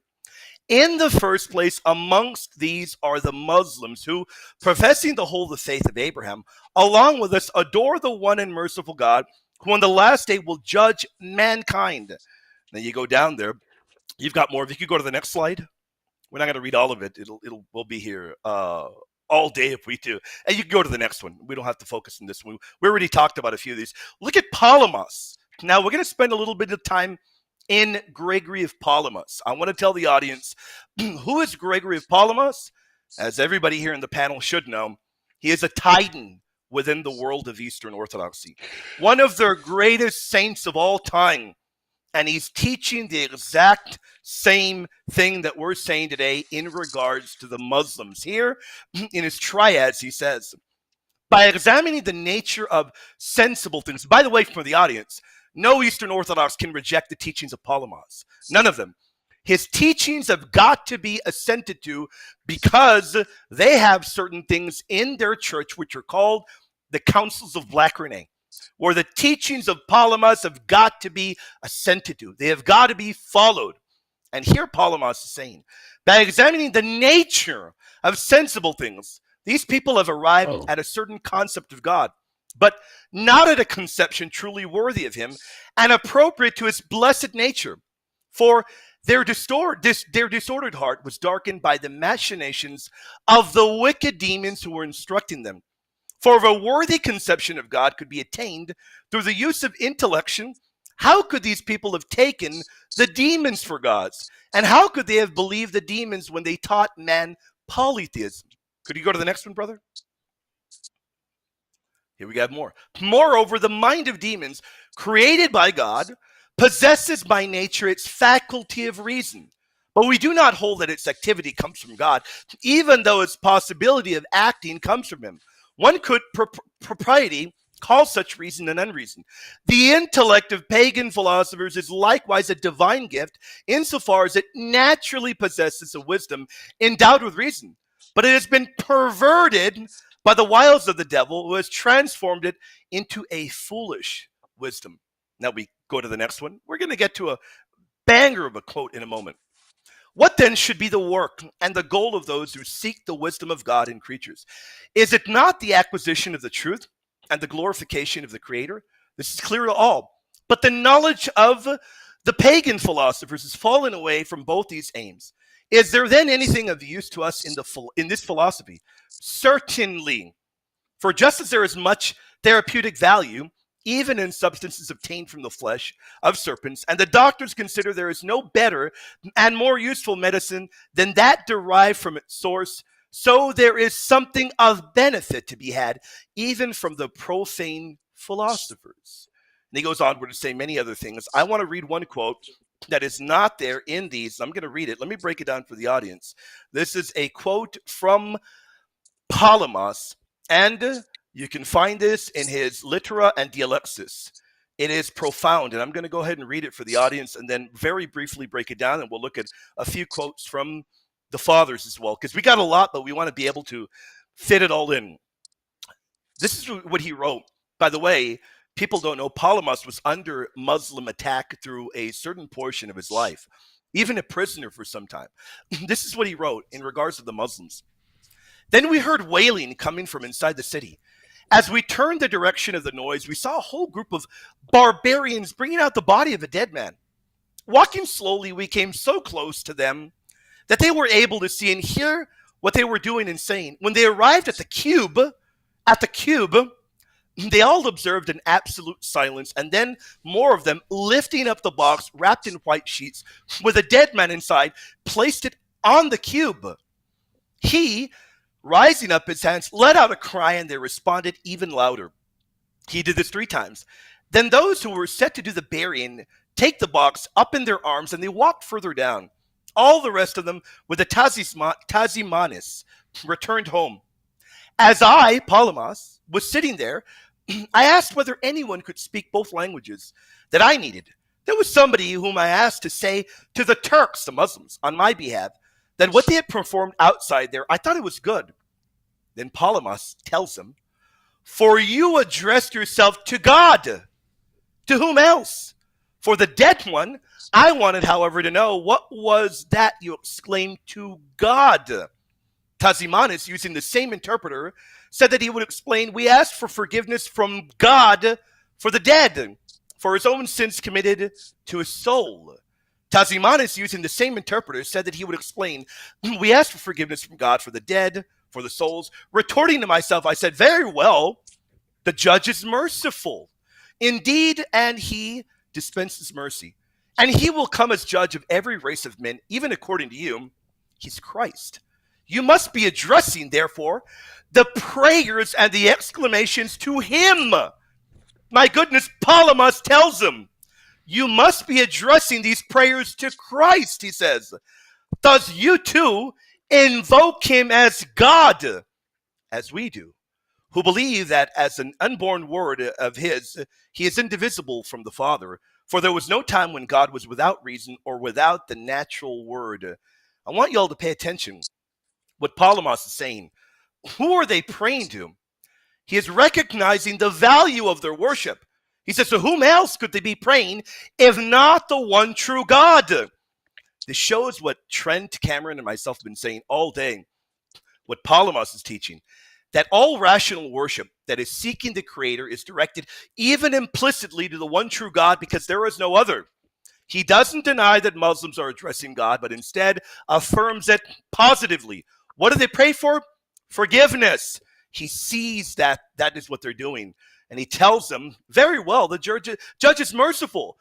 Who are they praying to? Ultimately, Christ. He points out that even Muslims, he says, acknowledge that Jesus will come again to judge all humanity.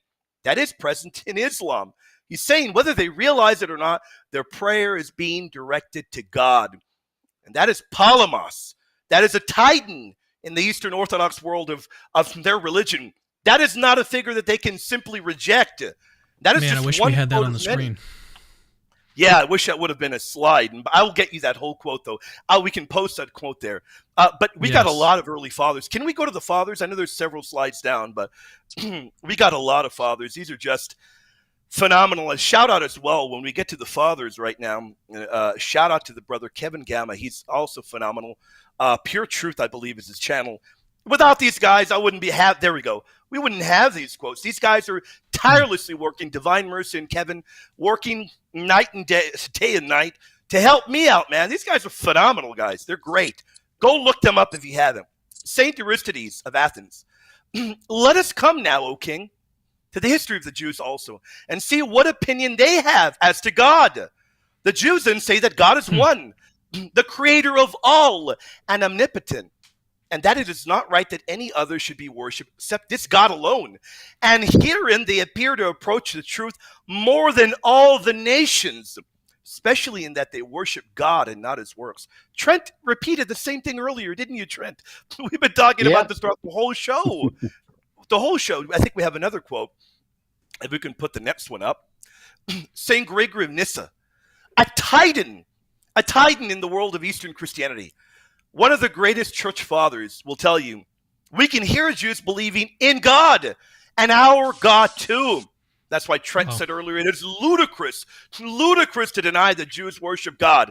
Ludicrous. Even our Lord reminds them in the gospel that they recognize no other God than the Father of the only begotten, of whom you say that he is your God. And we then to call the Jews Christians because they too agree to worship the God whom we adore. Are you going to tell me St. Gregory of Nyssa is a heretic? I probably could have copied those words, pasted them, and J. Dyer probably would have accused him of being a heretic. That's the MO of J. Dyer. I think we have another quote, brother. The great Saint Justin the Martyr, in dialoguing back and forth with Trypho, there will be no other God, O Trypho, nor was there from eternity any other existing, but he who made and disposed all this universe, nor do we think that there is one God for us, another for you, but that he alone is God who led your fathers out from Egypt. Nor have we trusted in any other, for there is no other but in him whom you have also trusted, the God of Abraham and of Isaac and of Jacob. So don't tell me Vatican II and the Catholic Church changed doctrine when you've got the very same thing repeated of the Jews throughout history and then of even the Muslims. Look, what are you going to do with Palamas?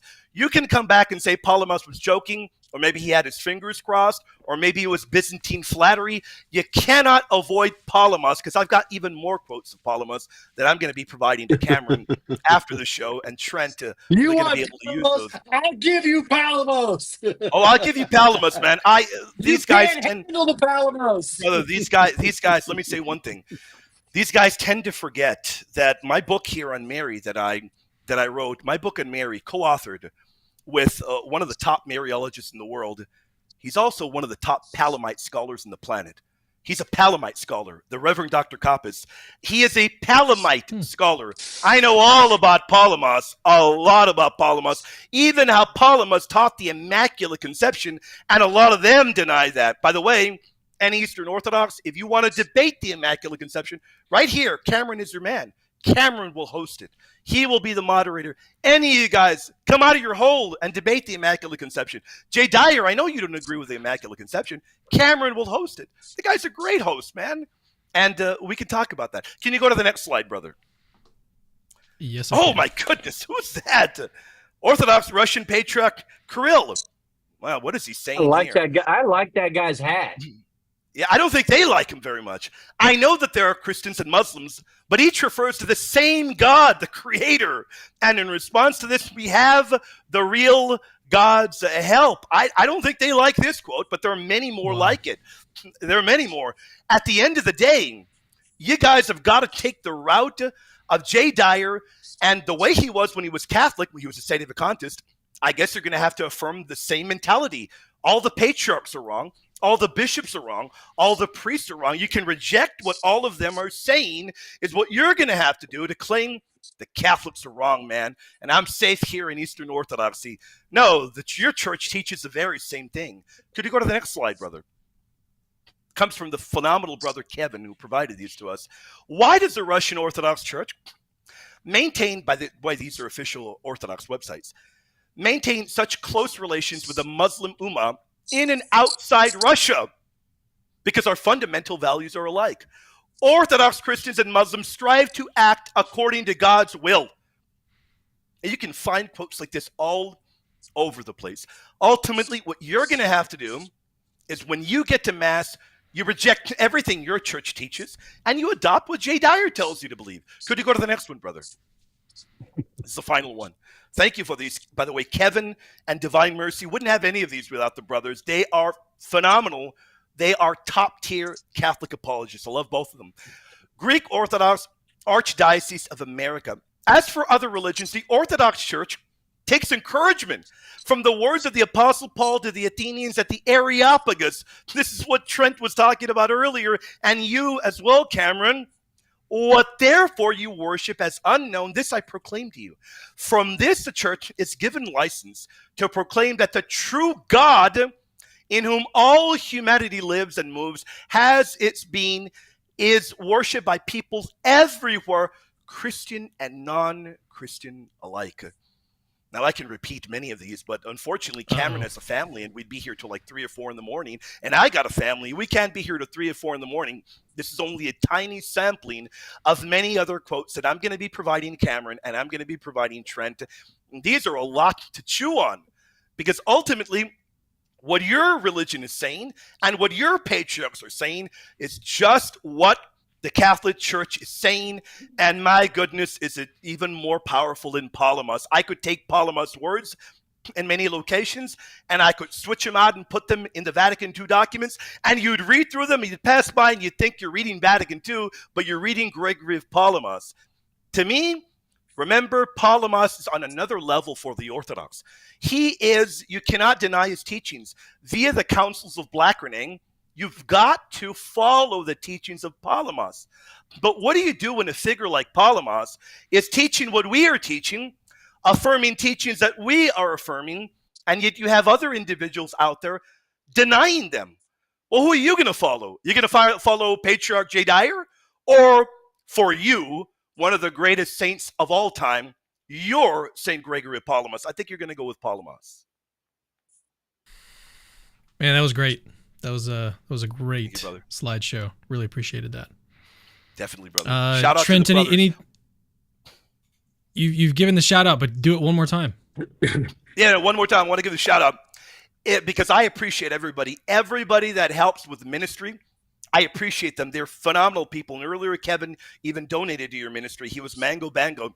Kevin Gamma is phenomenal. He's great. And Divine Mercy Apologetics, if you guys have not subbed to them, they're not doing good material. They're doing elite tier material.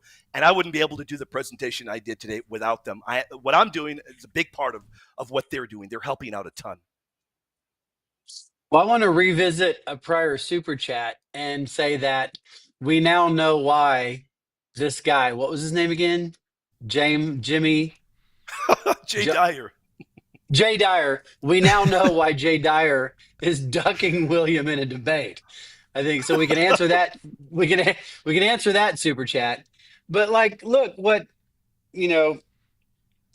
what William is showing is that there's no impiety whatsoever involved in thinking that, or realizing and understanding that Christians, Jews, and Muslims are talking about the same God and worshiping the same God. There's no impiety in that at all. No bad thing follows from that. This is all these great saints, they recognize that they get it more right than the Satanists do. They at least are attempting to worship the same God. And there's lots of great things within Judaism and even Islam. The thing about the Quran is it's imbalanced. There's really great passages, and then there's really kind of horrifying passages. People say the same thing about the Old Testament. But I really like the fact that, one of the specifics of William's quotes make it pretty clear that there's no impiety involved here. It's just a simple recognition that a historical people group make some really fundamental errors about God and Jesus, but so do people within the church. I think your emphasis on piety is a really good one. I think it's really important to highlight that, because it kind of, well, let me put it this way. It probably is behind a lot of the objections that we're seeing, because you want to hold the most elevated view possible. And it seems like if you hold that they're worshiping the same God, well, that just seems bad. Like that seems, we don't want to say that. Right. But what is really behind that? Is it because it seems impious to say something like that? But then all you have to do is just clarify, well, no, what we're saying is it's the same being. They are wrong. Right.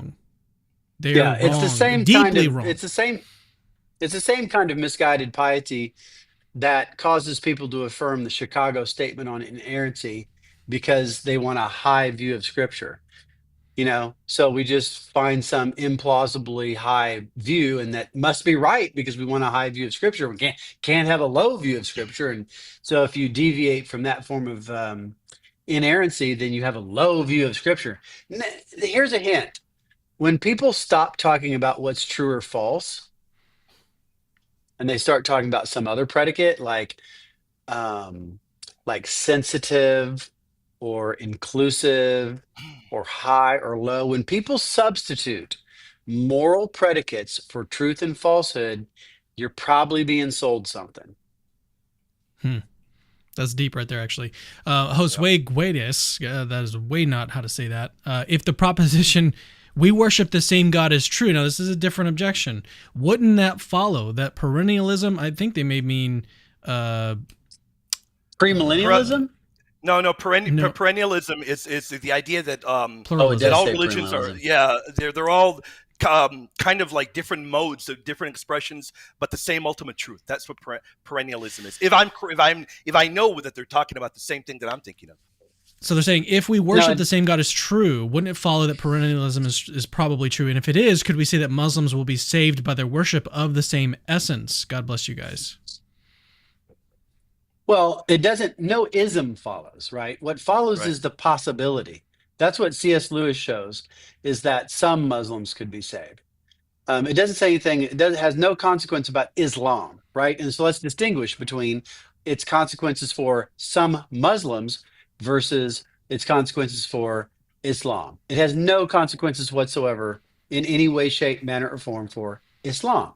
But it does have as a consequence the possibility that certain Muslims could go to heaven, and I think surely will, through their response to natural revelation, just like the ones in the people that react to the pagans, that totally unevangelized people that react to the Romans 1:20 natural revelation, that God judges them based on how they respond to the light that they were given.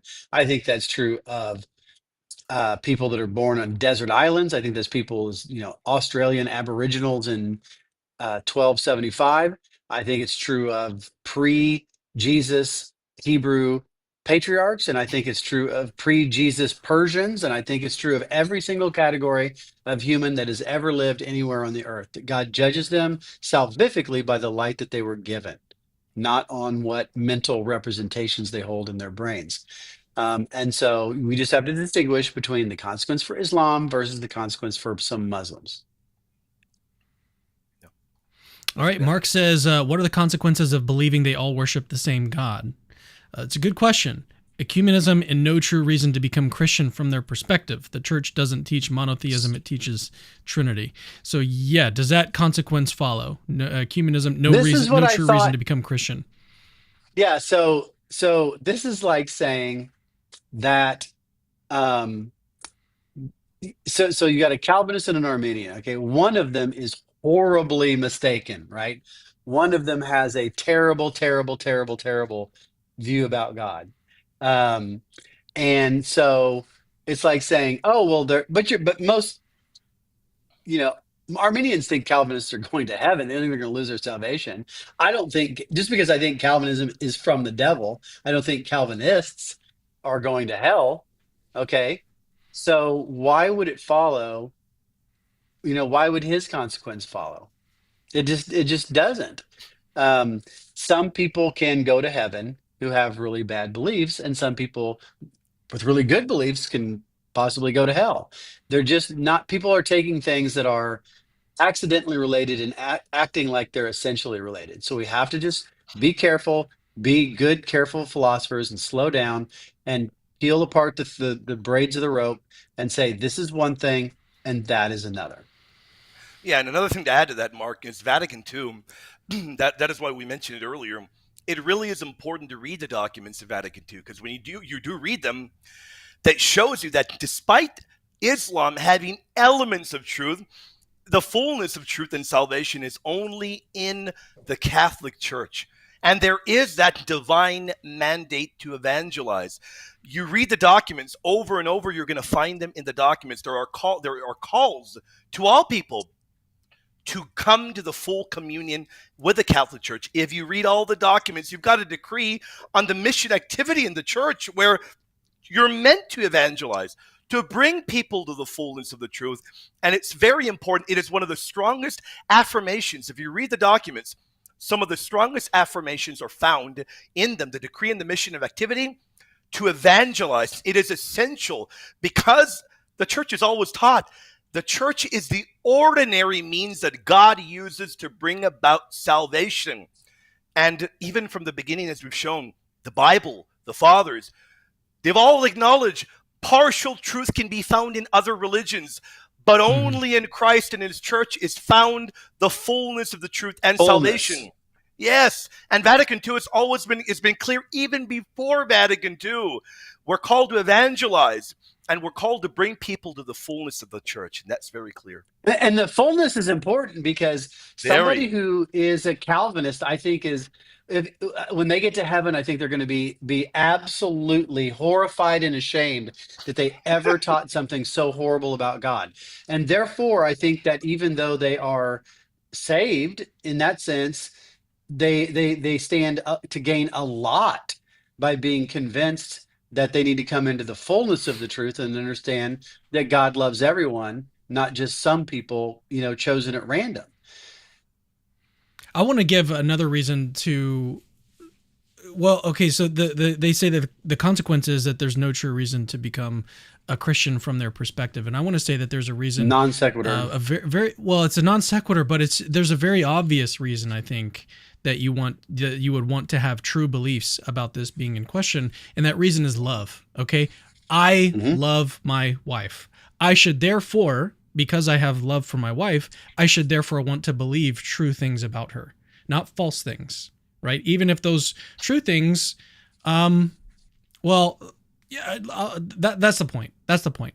That's what I was going at with the Calvinist thing. And they love God. I do think they love God. They hate us. And they think God hates us, but that's fine. They do love God, and therefore they should want to have true beliefs about him. And people would say to me, people come after I converted to Catholicism, a lot of times they'll be like, well, so you think I'm going to hell? No, I think you're going to heaven. Well, then why are you trying to convince me to become Catholic? What does it matter then? That's a very, very Protestant thing to say, right? It is very Protestant, As long as you're saved, what else is there?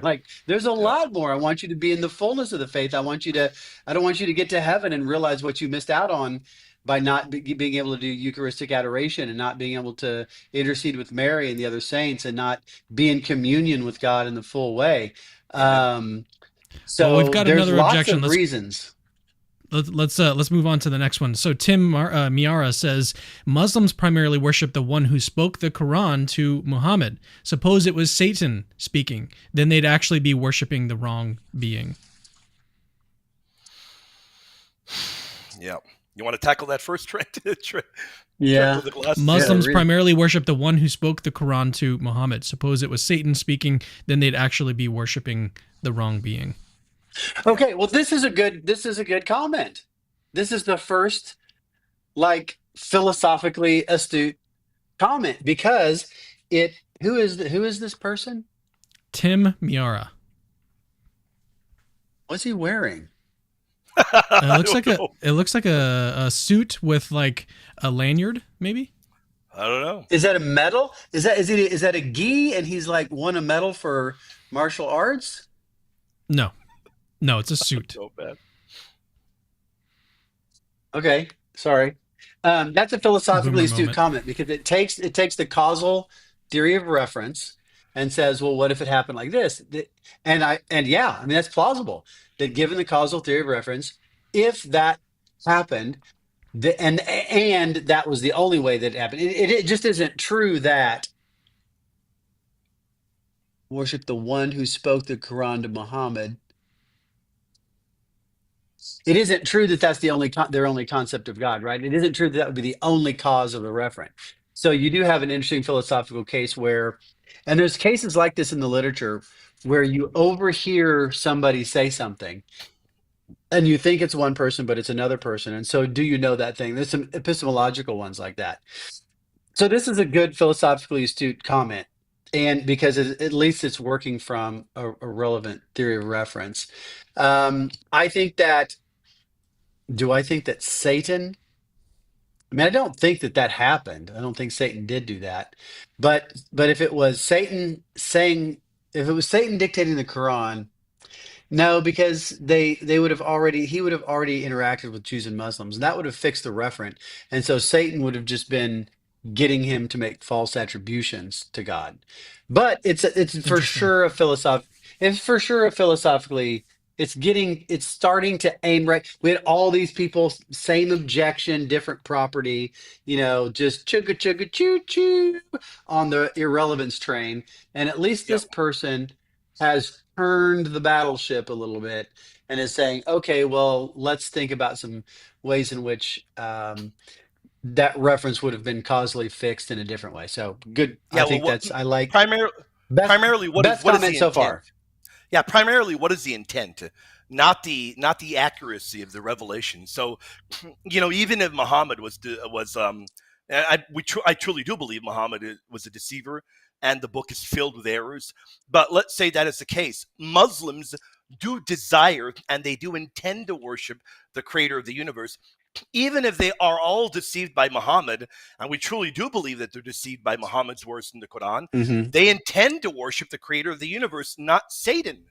So their moral acts are then judged by the intent, not merely by the consequence. So who is the referent of their worship? It's the one true God. Even if corrupted by error, they're not worshiping Satan unless they intentionally direct the worship to Satan. They're worshiping incorrectly. Now, do we think Muhammad was evil, wrote incorrectly, wrote a bunch of distortions? Without a doubt. Nobody here on this panel, no one is telling you to become Muslim or to go to any false religion. The only Right. fullness of the faith is Catholicism. You've got to come home to the fullness. Eastern Orthodox, we're telling you the same thing. Home to Rome, You got to baby. come home to Home the to Rome, fullness. baby. Come home to Rome, baby. Come home to Rome, man. We're waiting for you here. We got the So- light on for you, y'all. Yeah. So Trent, was your point though that the referent was fixed prior to the writing of the Quran? The referent Yeah. being Yeah, because God. right. Yeah, because he was thinking about these things and talking about these things by pretty much all accounts before the Quran was ever written. It's not like he was just, But what about sitting under a tree and then all of a sudden this stuff started coming. He interacted with Jews and Jews and Christians for quite some time. so that might work for Muhammad, but this person is saying Muslims primarily worship the one who spoke the Quran to Muhammad. So he's saying, what I about just don't think that's true. maybe contemporary Muslims? How does their reference get fixed, or is it fixed by extension through Muhammad? I think it's fixed by extension through Muhammad. Yeah, I think he's the relevant causal chain for reference. Okay. And you could, I mean, the virtue of this question is that at least it operates within the right universe to try to form an objection, which is definitely a turn in the right direction. All right, let's move on to Yunus Ahmed says, so ultimately all monotheists worship the same God? Is that what you're saying, Correct. Trent? Absolutely, of course. Yep. So what, right? That's the thing. Is like, yes. And absolutely nothing bad follows from that. There's not a single bad consequence from that. So how about this? So how about somebody on the "are you really saying" crowd, like actually makes an argument? Like, if we worship the same God, then, well, so far the only then part has been there's no need to evangelize. We've already shown that's not true.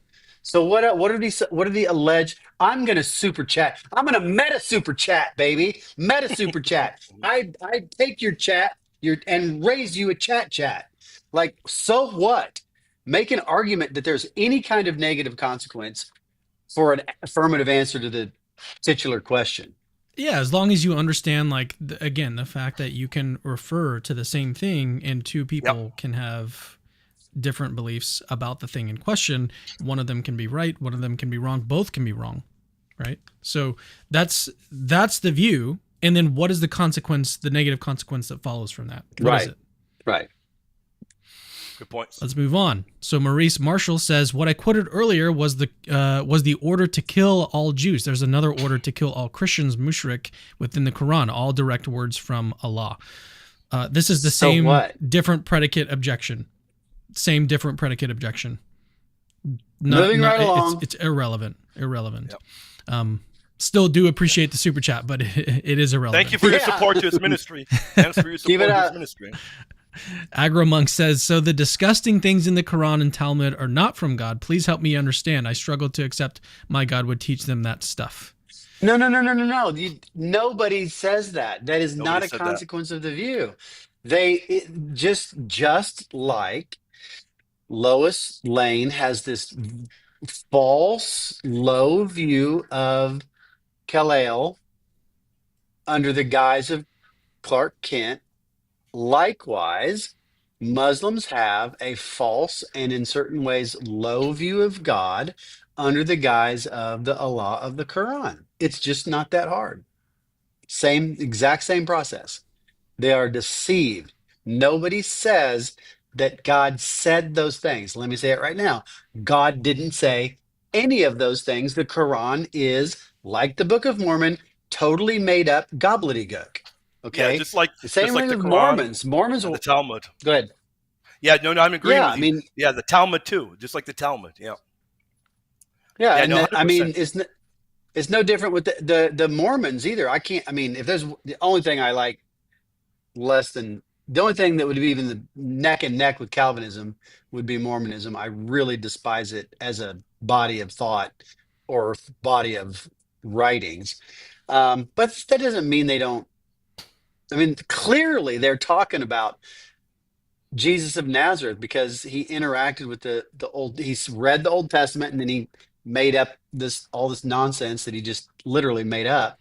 But it's still talking about the same guy. Just completely false that Jesus ever came to North America. It's completely false that these writings or ever came from God or a divine being in any way. Every word of it is false and made up. It's just like a bad novel. It's a bad book. It's a bad book, man. It really does stink. It's terrible. Yeah. The Quran is much, much better than Mormons. So I mean, I don't know if do these people think Mormons I don't know about that. I don't know talking about that. They're not Christians.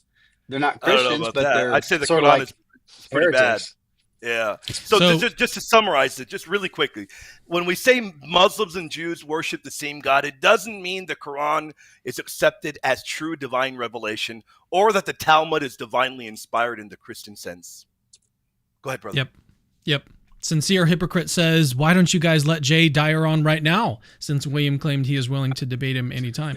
Okay. I don't think Jay Except would that it's join us. 9:44 and I'm about to watch a movie with my wife. Yeah. But just like we did with Danny, sure, Jay bring it on. Jay would not join. Yeah, but he's open to, like, I'd be happy if he just messages me right now. I'd be happy to call him to invite him on. That's right.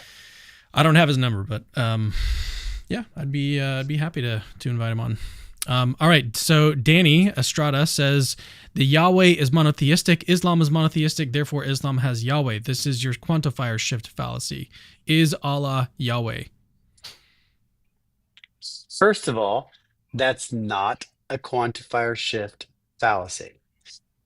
The quantifier shift fallacy is when you have two quantifiers out front of a well-formed formula, and then while keeping the bound variables, reverse their order. That's what a quantifier shift fallacy is. It's very straightforward what it is. And this isn't one. And so Islam is monotheistic, therefore Islam has Yahweh. I mean, in a sense, yes. Islam, I don't know what has is supposed to mean. Islam is talking about Yahweh. They're just sort of slandering Yahweh in a way. Nothing bad follows from that. So I can say, yes, that's right. So what? I already said, Danny, frog boy. I already said, lay out your argument. These people are like, well, what about this? What about that? Enough with the questions. How about an argument? Sat me with an argument, man. That would you be good. believe this, therefore this follows. Malasaur says, keep up the good work. Appreciate that. Appreciate that a lot. And thank you, Malasaur, for super chatting and supporting Cameron. Yeah. Alexander sent in another one. I'm not going to read it out loud. I barely saw it, man. I barely saw that. You guys can see it on the screen there. All right. Mark D'Souza says, "Hi, William. Could you harmonize Romans 2:12 through 16 and Isaiah 45 5 through 6 for the people in light of this subject, so people can see what Vatican II is saying?" Yeah, let me open up Romans 2. I got Romans 2 open. Man, I mean, so I appreciate the question, but it's 9:47. Yeah. Okay, how long more we got? How long more we got, Cameron? How long more we got? There's two more. There's two more super chats. If we can get through those, then okay. Let me go really, Cameron. Can I do it in a minute and a half, Cameron? Give me a minute and a half. Okay. Romans 2. I won't even read it. Let me summarize it. Romans 2 is teaching, and I know this very well, that even those that do not, and audience, go look it up, that do not have explicit divine revelation, like the Mosaic Law, are still accountable before God. That God has written the moral law in every human heart. Now, that is a very, very good point there, because then we look at Isaiah 45, which is an incredibly powerful declaration of the one true God, that only one God exists. But the whole point of that in Isaiah 45 is to show that whether people know him yet or not, there's only one God that exists. And Isaiah is telling you that this one true God is sovereign over all nations, over all of them. Isaiah is proclaiming the oneness of God. That aligns perfectly with what Vatican II is saying. And Romans is clarifying that those that are outside the revealed law are still judged by their response to the conscience. So that too aligns with Vatican II. You got Vatican II harmonizing this fantastic text, because Vatican II clearly sees Isaiah 45 as teaching that God is one, Lord of all people.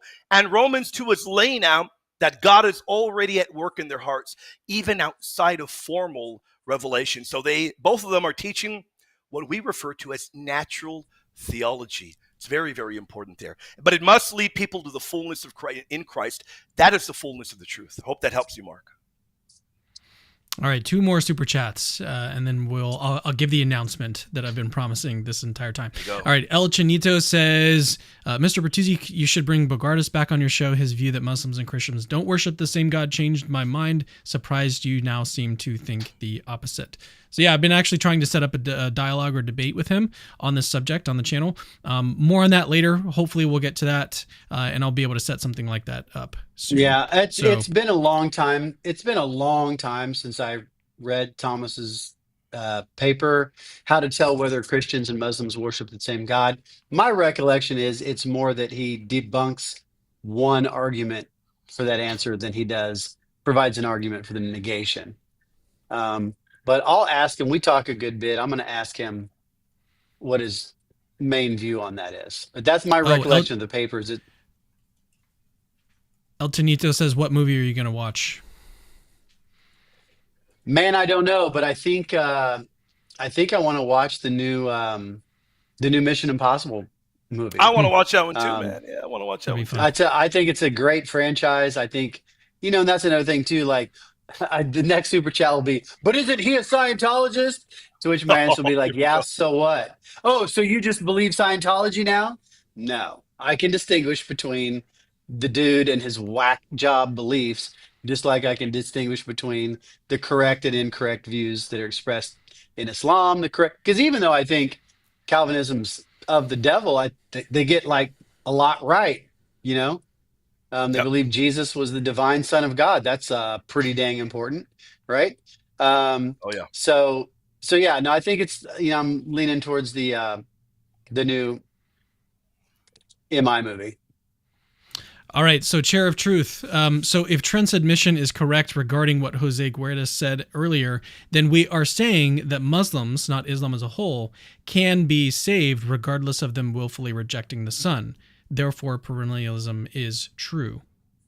Right? No, that's not what perennialism is. Perennialism is expresses a general truth. Right. And what I've said is absolutely no general truths follow whatsoever. Anytime you have an ism, you're talking about a general truth.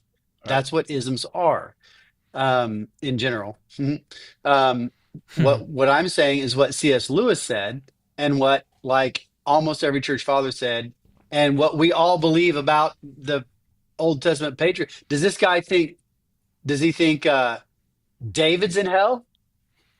David didn't accept Jesus Christ as his personal Lord and Savior.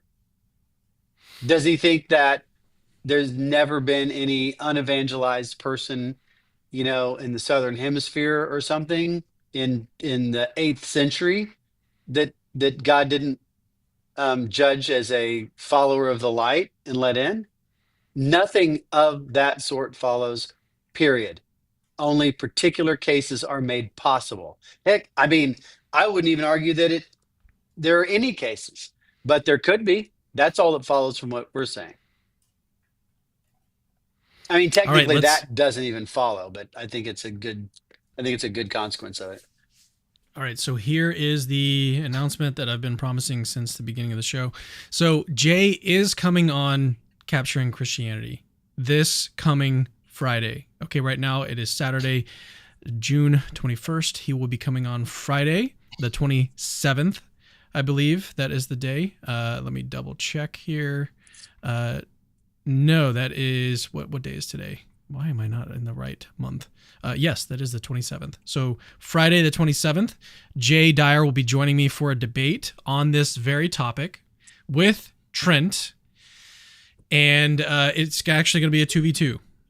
And so here are the opponents on both sides. So Jay Dyer is going to be teamed up with Deacon Ananias.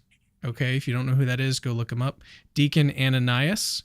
And then Trent Dougherty will be teamed up with a guy that you guys, because I don't even know, I've had him on my show maybe once or twice. His name is Christopher Tomaszewski. Chusky? How do you say his last name? Tomaszewski. He has, he's just a brilliant guy, just very, very brilliant person, individual. And so these two will be teaming up on this question. Do Christians and Muslims worship the same God? That is happening this coming Friday. So he's responded to the call. He's coming on the channel. He's going to come on and defend his views against Trent. So just stay tuned for that. It's coming up in a week from today. So that's the news. That's the announcement. It's going to be a lot of fun. Hopefully we can keep it, as cordial as possible and as substantive as possible. That's my goal. I want to get into as much substance as possible. I know that a lot of people are going to be expecting some fireworks, but we'll see. We'll see. There's nothing wrong. Audience, Cameron is a great moderator. I give Cameron props. He's going to keep it cordial. It'll go well. Even if it gets fiery, it'll go well. And God willing, afterwards, the debate that everybody does want to see. Jay Dyer, Cameron is ready and willing to moderate any debate. Papacy, Immaculate Conception, Purgatory. Cameron is ready and willing. That is the debate. And Jay Dyer, that is the debate people want. People are going to flood the comment section, letting them know that is the debate that people want. So consider it. Let Cameron know after that 2-on-2 that you're ready to debate me, and Cameron will get it all set up, and we'll have a phenomenal debate here. William, that assumes says the that people demand Jay versus William. Yeah. William, that assumes that I leave anything left of him for you. You're going to dominate, brother. Brother, I barely met you, and I love you, man. I love your aggressiveness, man. I love it, man. Leave some bones for me, man. I'm going to be a lamb. Yep. Yeah. Well, I think that one of the reasons why I wanted to do this stream before the debate is because I wanted to give Jay an idea of where Trent is going to be coming from in his defense of this proposition, or his affirmative answer to the proposition or the question. So hopefully, I mean, which is very different than him, who supposedly has these quotes that he won't even tell us what they are. Yeah. Oh, yeah. Well, beyond that, hopefully this show, you guys, has been very helpful in understanding why Catholics, but Christians more broadly, should be answering yes to this question. Okay, and nothing bad follows from it. I think that's the biggest thing that people want to say is like, oh, well, are you saying that they worship that? Like that, nothing bad follows. When you actually understand what the view is, nothing bad follows. It's okay. We still think that they're wrong about lots of stuff. It's okay. We still do. We do think that they're worshiping the same God, because God of monotheism. Okay. Anyways, appreciate you guys spending the night with me. This has been a lot of fun. I know that we went a little bit long. Trent. What? Enjoy your We're having a sleepover. We're having a sleepover, Cameron. Are you going to make some popcorn? We love the Cameron. Yeah, Cameron. I can't think of a better. Now? I can't think of a better way I had a great time, Cameron. Thank you for having me on. And again, what I told Cameron many months ago, we've been friends for a while now, and I'll say it again on the air. I told Cameron many months ago, set up any and all debates. You don't even need to contact me and say, William, will you debate? The answer is always going to be yes. Cameron, you're my man. You're a phenomenal moderator. I love you. And I want to say one thing to the audience. Please do me a phenomenal favor.